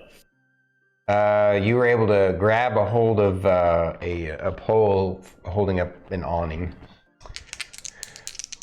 Fern. High or low? Oh.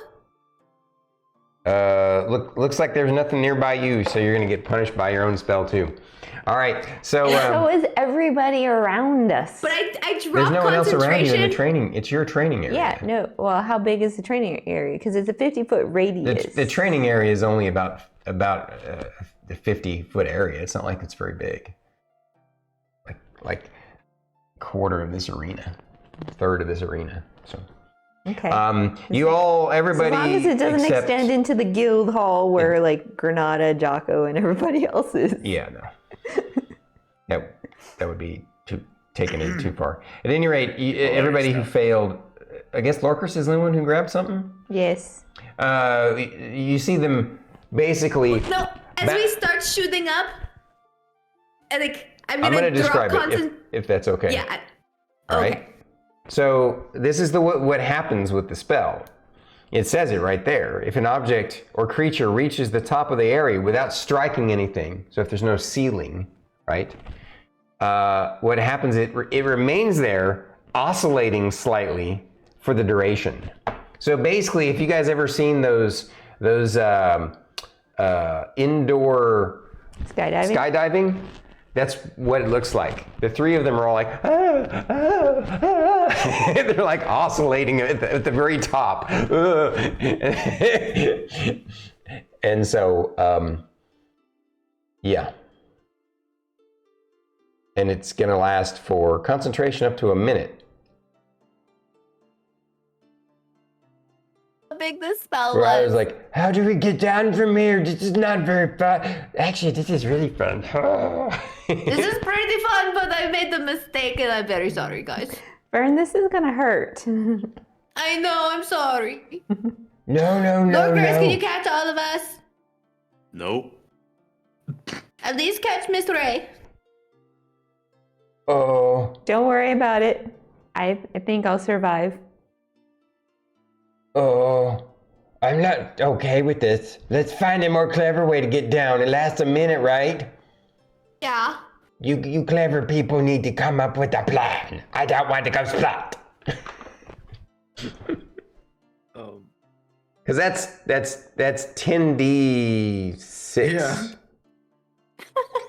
Actually, I've also been thinking about that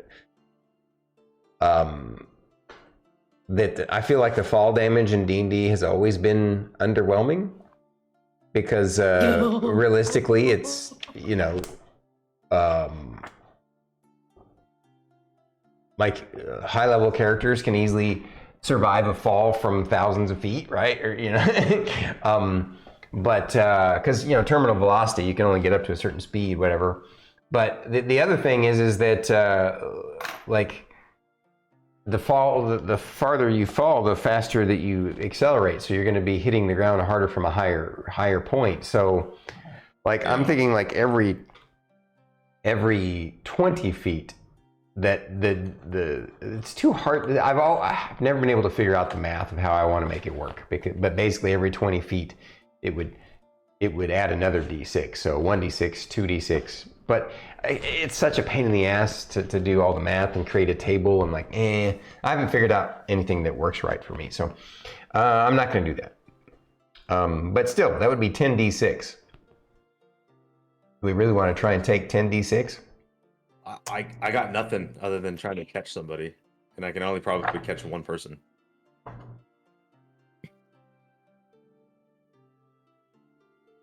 I mean, Emillynn could probably just I have an dimension door herself idea. down. Lorkris, can you at least catch Fern? I'll take care of Rylar. Hold on, I might have a plan. Because I was going to polymorph myself into a giant eagle. You have polymorph self? Well, What are you looking for? I mean, I can see myself within 60 feet. Darn. Polymorph self is a separate spell. It's not in here. Because it's polymorph, and then after that's power word heal. What does it say? Polymorph says the spell transforms a creature that you can see within range into a new form. An unwilling creature must make a wisdom saving throw to avoid the effect. Spell has no effect on shape changes or creatures with zero hit points. Let me see what the interwebs say about it.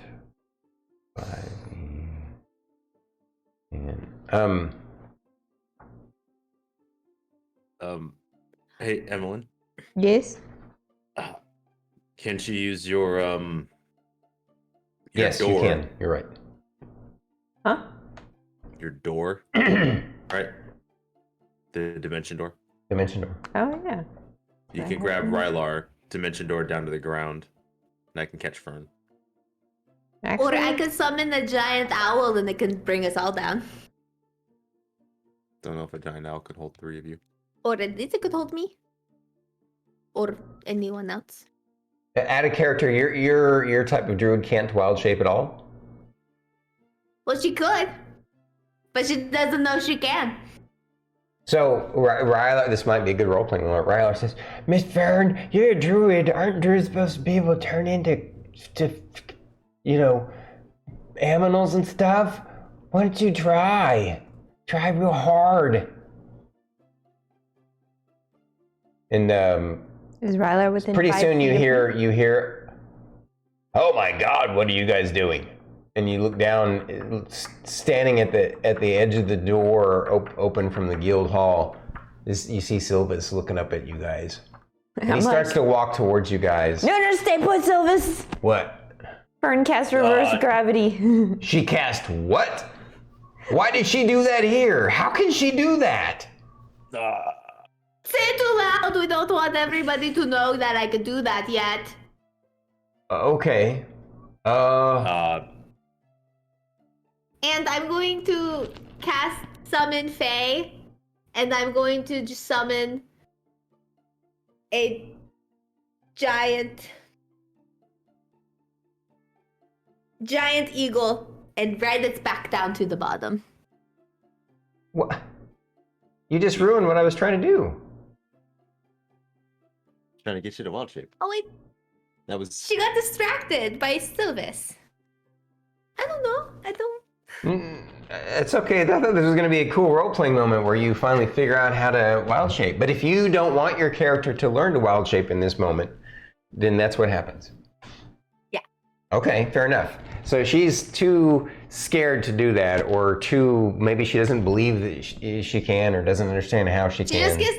Yeah. She just gets distracted. Okay. Too.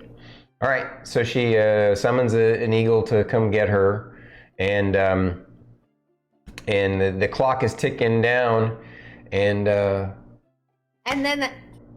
Are you guys going to dimension door down, or do you want to ride the eagle? Is reverse gravity concentration? yeah, but if she stops, oh wait, summoning a creature is a concentration spell. All right, so She was waiting she to already do said it. she did it, so she casts a summon spell. You guys start to drop like a stone. Dimension door can work for me and Rylar if we're within 5 feet of each other. Is Rylar within 5 feet of me? Well, you all were standing next to each other. I'm going to say there's a Except for Lorkris. 75% chance.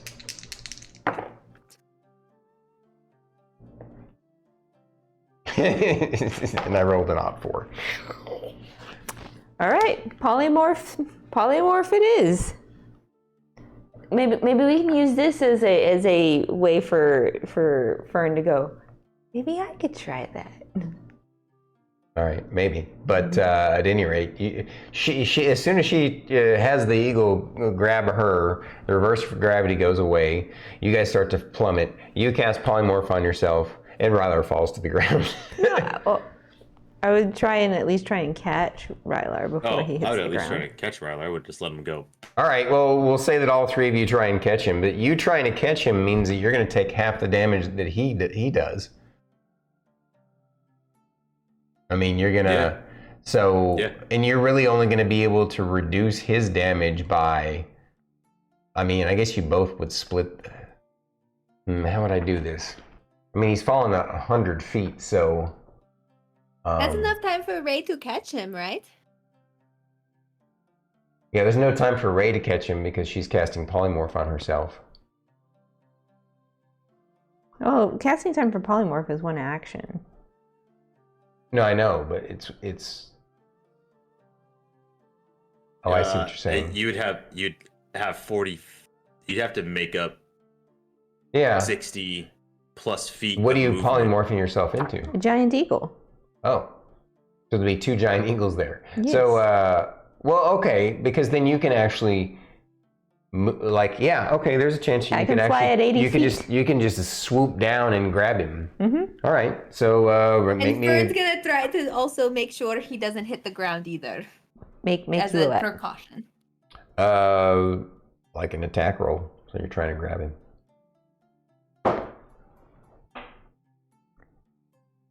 23. Cool. And you know, it's actually the eagle making the attack roll, right? Because it's trying to grab him, not you. Yeah, use the eagle stats.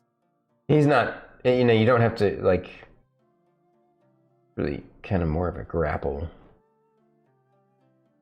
But Okay, if I'm he would using have to, the he'd have to, eagles, just what's the eagle's attack total? it's a +5 with the talons.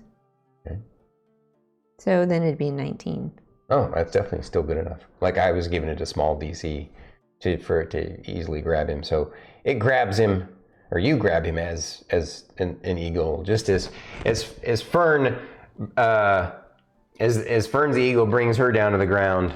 Right after that, you're bringing Rylar down to the ground. He's like, "Thanks for catching me, Miss Ray. You look pretty as a bird." You're so persnickety, Fern. What you doing? Didn't realize it was so big. It's a new spell. I understand what that's like. I still don't even know everything that some of my spells do either. Come out of the polymorph eagle form going, that was different. Well, we got stuff to talk about. Sylvis goes back in the house shaking his head.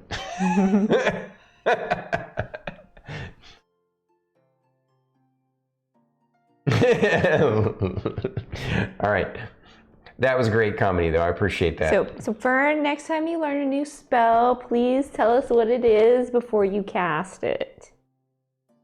Didn't realize it was going to be so big. But yes, I will tell you next time. Me too, from now on. I mean, I did sort of tell you mine. Well, the name I have for it anyway, so. Trying to get the Lorkris. Lorkris, you got some new stuff, didn't you?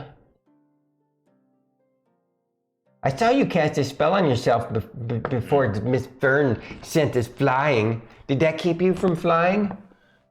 No. I got lucky and grabbed one of the banisters. Feel like I can finally ward off death to a degree. What? Wow. So what? We just gave you like a get out of death free card for every once in a while? Yes. I wonder why. I guess no, I don't want. That probably makes sense that she would give you that. You probably kind of need it, huh? Yes. Makes sense. It's true. Yes. But the other cool thing, and I'll walk up to Rylar and tap him and I go, it's not just for me. And I'll cast Death Ward on Rylar. Oh. Just for the... Oh, I don't feel no different. I would not recommend testing it. Please first. Oh, okay. So with all this, you guys eventually talk about your abilities and figure stuff out. Show off my force cage. I put a little dummy in a force cage and go walk up to it. See if you can touch the dummy. Eagles still spawned. Right. So While we're you all guys all talking try and and stuff. attack the force cage. You have Lorkris attack it, and he's like, I can't get through it. I mean, and Rylar's like shooting purple beamers at it. Whoa. That's scary, Miss Ray. So don't make me angry. I'm joking. Is there a greater Dispel Magic in 5th Ed? I know there isn't 3.5. No? Okay. No, it Dispel Magic scales. Oh, okay. All right. Yeah. There's probably not a Morgan Canaan's disjunction then either. What was that? There's probably not a disjunction spell either then, which is the highest level Dispel Magic called disjunction. I do not recall that spell, but I could be Morden Kanan. Yeah, it's There only is not. It's a 3.5 thing. There's Morden Kanan's Faithful Hound and his magnificent mansion, along with his private sanctum and his sword. Yeah, it was also called Mage's Disjunction. It's a 9th level spell. Basically, Mage's Disjunction or Mordenkainen's Disjunction is so strong as a 9th level spell, it even has a 1% chance per caster level of destroying an anti-magic field. It's that good. So, nice. at any rate, doesn't exist in 5th Ed apparently. So, Not nice. looks like we're getting close to wrap-up time. I think what we'll do is next week we'll start off with the roleplay where you guys have your meeting with Fulcrum and Mr. Jocko and Silvus and figure out. He's going to give you all he knows about Steel Dawn and his recommendations on what sort of gear you may want to get, and then you guys can make a plan and see if you can get a hold of some improved gear. And you had a question. Yeah. Would it? Do you think it would hurt to ask if the Lone Riders would have an input?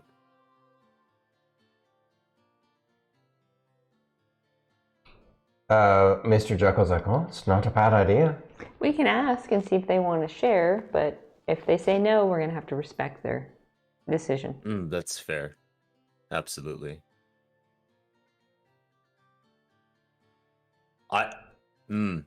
Playing to strengths. I'll go talk to Moo. See if he'll offer any assistance. That's a good idea. You guys really hit it off that night. Maybe Miss Ray and Fern should talk to the pretty dragon lady. No, you don't want to talk to the pretty dragon lady with us?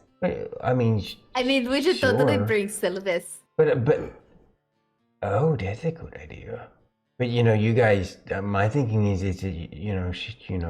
you might be able to talk her since you two as performers and stuff might be able to, you hit it off. So maybe if all of you guys talk to them, you can get different information and maybe So actually, out of character, then we'll start off with the role play of first you guys trying to coax the Loam Riders into assist giving some input, and then you'll have the meeting with Fulcrum, and then it'll be fight time. Well, we still Don't gotta go forget- shopping. Well, yeah, that's part of it'll be specific, not shopping per se, because it's not like you're like We gotta before. go rent equipment. Also, before we have our fight the night before, I want to do Heroes Feast. Oh, So write absolutely. it down. Yes, So- write that down. Oh no, I am. Going to write it down. It has been written down. It's Hold gonna be on. written down again. Good. No, hold Good. on. Good. No, it's not. Wow. Okay. Doesn't need to be written down again. She's like, I want this damn feast. We should have done it before the Loam Riders. Glad we didn't though. In Yeah, hindsight. it I think- made the fight more interesting for sure. Yeah, and I think it's definitely like a not really easy trump card, but it's a nice card to pull going into Steel Dawn, like pulling out all the stops. Against Loam Riders, it would have been a trump card. Against Steel Dawn, it might be Yeah. your only saving grace. You know what I mean? Maybe I don't know. it's not. I don't know. Maybe Fern has a robe of useful items that she can use. With healing potions and shit. I don't know if the robo Hold on. useful items will bridge the gap between you and them. Yeah, I mean, I'll have to make a know. note and see if we can pick up some potions of invulnerability for Lorkris. I mean, I have a pit. You I have can throw a pit, make a pit appear out of nowhere. you just have a pit. Yeah, attached to my robe of useful items. I have it written down. Okay, I mean that's something. Make sure you think about that for tactics discussion next week. I have I have patches that have 2 patches that have 4 potions of healing. Well, they're just regular potions of healing, though, right? Yeah. Those are free potions of healing. They're free, but yeah, Also- it's not like they're gonna make like- that much of a difference. I think it's like 1d8 plus what? No, 5? that's No, 3.5. it's like a D4. Oh. Yeah, potions of healing are way weaker in 5th Ed. Oh yeah. Although that super one that she had was pretty sick. That was pretty good. 10d4 plus 20 or something like plus that. 30. Plus 30 was Plus it? 30. Yeah. Yeah. They really scale up hardcore at the higher levels. One last thing. Yeah. As a point of bookkeeping. Mhm. So when it comes to what was it? The funds that we gained from fighting, it was like that 15,000. Yeah. Mr. Jacques was like, either we can split it or we can just take that and use it towards equipping you guys with something better. And so. Okay. And don't forget that there was that money that you guys got. You wrote it down from the bet, right? Mm-hmm. Okay. Well, hello, Midnight Rain. Thanks for joining the Oh. chat this evening. We appreciate you. Hey, Emillynn, Yes. or StarKitty. I don't know how you want to chat this out. What is the collective party fund dollar figure look like? I have 9511, but that's not including what the rest of that is. think you You have that 25,000 in gems. Collectively, that you wanted that we were keeping as overflow. 9511? You mean 95,011 or? Oh, 9,511. Oh, Sorry. I mean, that 9,500. sounds about right to me. I gotta figure out which notebook I wrote all that stuff down in. Okay. So I'm just gonna make a note of the 15, just to have it. Well, it's gonna be half of the 15K that we got from the 2 fights. Well, hello there, you as well, Socratic Method Man. And thank you for the follow. Yeah. We got a follow? Yeah. Oh, nice, thank you. No, look. You know, it's really weird. Twitch has been acting really flaky lately. What do you mean? I've gotten several new follows, and it's instead of giving them to me, it's taking them away. Like, in the last minute, I had 387 followers, and then we just got a new follower, and instead now it's 386. That makes no sense to me. That's crazy. Well, welcome to Stormkeep. Yes.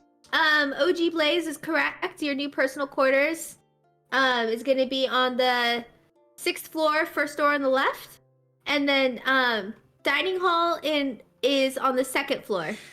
What are you guys talking about? Talking about Stormkeep and like, welcome to Stormkeep. You can find the dining hall, 3rd floor, 2nd. Well, yeah. I gotcha. I like it. I like it. I like it too. I like it too. Distract the streamer. Druid has Works the on whole any 8th floor. stream. Stay away. Oh yeah, no, it's a madhouse there. You don't want to go to the 8th floor.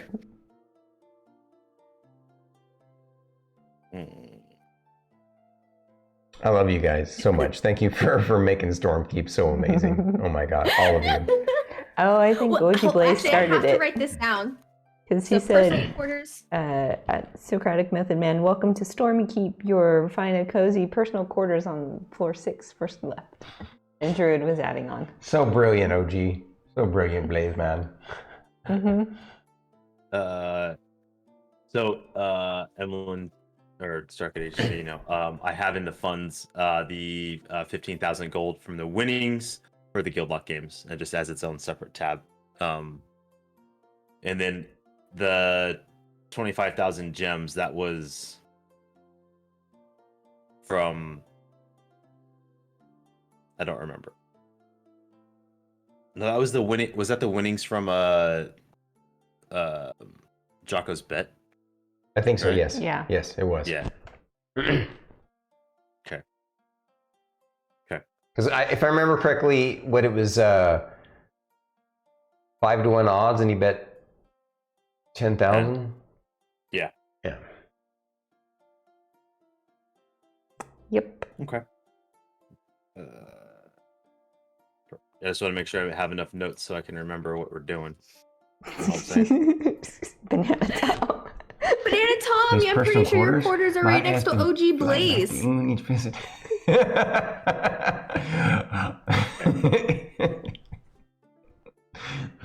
Well, Banana Tom, why haven't you been using the personal teleportation circle we set up for you guys?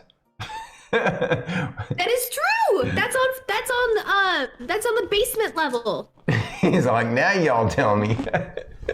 What, you didn't get the tour? Oh man. I'm failing as a Lord of Stormkeep here. I apologize, Benintam. We didn't get you there. Oh man. Tells me. Yeah. Yeah. You can just find Fate just wandering around aimlessly. He's too scared to go back to the 8th floor because Druid is up there. Spends all his days trying to avoid the 8th floor until it's time to go to bed, and he's like, He comes in there, it's just pine cones everywhere. that sounds like a joke, but it's not wrong. IRL. He's not kidding, guys. IRL. Yeah. I have a pine cone collection, not even joking. I think that's awesome. I've just seen him send new recruit down to sub level 56 for fun. What's on sub level 56? Well, I think we've taken this amazing thing to its extreme tonight. But well, my goodness, guys, I really appreciate all the new folks joining us. If during channel there were any subs or follows or anything going on, we appreciate you. Thank you so much. And for those of you that came in, we play D&D on stream every Saturday night, starting at 6 p.m. Central Time. Right. So come back and join us again, or check out Stormy's regular streams during the week. Same thing with Druid and Fate. They are also streamers as well. My YouTube channel, if you ever feel like, like Banana Tom, who is currently going through the YouTube vids to see the old episodes of our Dungeons and Dragons stream, they are there. Tonight is episode 42. Wonderful number. And so yeah, check them out if that's your thing. And I stream other games. Currently, one of my favorites that I just started last week, first time playthrough Cyberpunk 2077. I also do a Serenity Requiem build of Skyrim that's 964 plus mods. And one of our big streams is Daggerfall Unity every Thursday night. We've been doing that for 2 years now. And what else? Like StarkItty said, over here, the sexy man over there with the beard, extirpatefate. Are you streaming tomorrow night? Are you going to be able to, or are you guys going to be busy? Maybe tomorrow's 50-50. It really kind of just depends on what's going on. I understand. Typically I stream on Sundays. My time frame for streaming will often float around anywhere from like 11 to 1 for when I start. I know it's a wide range, but it has to deal with this one and going to work. And what are you currently playing? Sea of Thieves, right? Yeah, currently playing Sea of Thieves. Right on. Be a bloody pirate. Hell yeah. Not a very good pirate, but I'm the one. And you can catch StormyD and I on Friday mornings. Why are you putting your arm around I'm me? so sorry that I forgot to mention that. That's like our second Bandwidth biggest. and banter. Yes, bandwidth and banter. I'm so glad I came up with that name.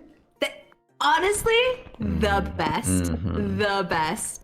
Wonderful. I got to pet the kitty. I actually went back into the VOD to try to remember what you said, and I was like, because we couldn't think of it. We were just like, what was it? What did StarkItty say? And I actually went back into the VOD and I had to hunt it down. Yes. Thank you, OG Blaze. I appreciate you. You're right. It was a great idea that we do D&D, and I love bandwidth and banter. I'll be honest with you guys. I love a D&D night is my favorite night of the week.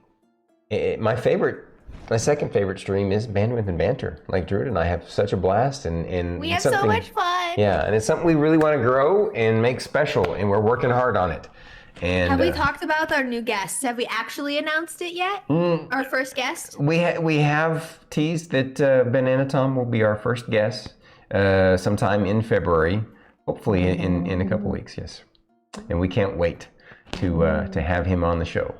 It's exciting. I wish I could participate a little bit more, or at least be present a little bit more for bandwidth and banter, but I have to work when you guys are doing that. I know, right? Him too. Yeah.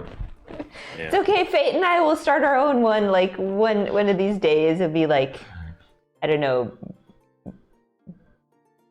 Banter. No, you'll be doing bandwidth and banter. It'll just be you guys surprising everybody instead of us. We'll take a day off. It will. But I mean, on our own, we'll have banter and bandwidth, and we'll interview your interviewers. Yep. Your interviewees. Oh, okay. Perfect. That sounds intriguing. Yeah, if you ever come into my stream, podcast. If you ever come into my stream, don't ever expect gameplay, because we like to play the game called Distract the Streamer at all costs. Derail her and break her into laughing fits. Continuously cast Tasha's hideous laughter on Druid. That's what they do. And she fails her wisdom save every time. Every time! Willingly. She's like, I don't even try to save. That's true. True that. Although I think even if she tried to resist, that usually just makes it harder. Yep. Not look at chat. I have to put a hand up. I have to move chat away. Yeah. God. Yeah. Yep. So Banana Tom did get elevated to mod, so That's right. he's welcome to be as distracted. yeah, I think that just to refresh, she usually streams after Bandwidth and Banter on Fridays. Although that might change depending on your new schedule that's going to be coming up that you're working out. So whatever is best. She might also have other days. I might have an extra streaming day. Yeah. Who knows? We'll see. Yay! I Try them can out. start getting more channel points then. And make sure you check out my About section because I have links to their Twitch channels. Make sure you click on them and support these guys. And Banana Tom too. And OG Blades. And OG Blades. You got it. You please check out their streams, guys. We appreciate all of you. And we're going to build each other up together. So. To say all of my mods have to have a little bit of like mischievousness. I feel like that's a requirement. Oh, Yeah. yes, it is. But on the same token, we have some other folks who are avid supporters who are not, and we appreciate all of you guys, the active ones and the lurkers, the streamers and the non-streamers. Anybody All who of them are great. yes. I have to say I appreciate my lurkers the most. Like quietly, like y'all, anyone who's lurking is like you're showing support, whether I'm in the background or not. Lurkers are amazing. Like I think in the entirety of Twitch, like the community that is just purely lurkers is like the unsung heroes. Well, and see, that's honestly why I think our name Bandwidth and Banter is so perfect, right?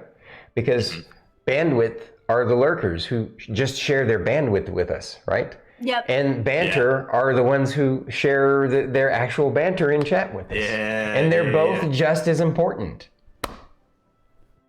Exactly. That is true. That is true. Shout out to all the lurkers. You That's guys are right. amazing. All right, that's it, guys. Have a great evening, Have a good one. and we'll see y'all later. Have a good one. Bye-bye.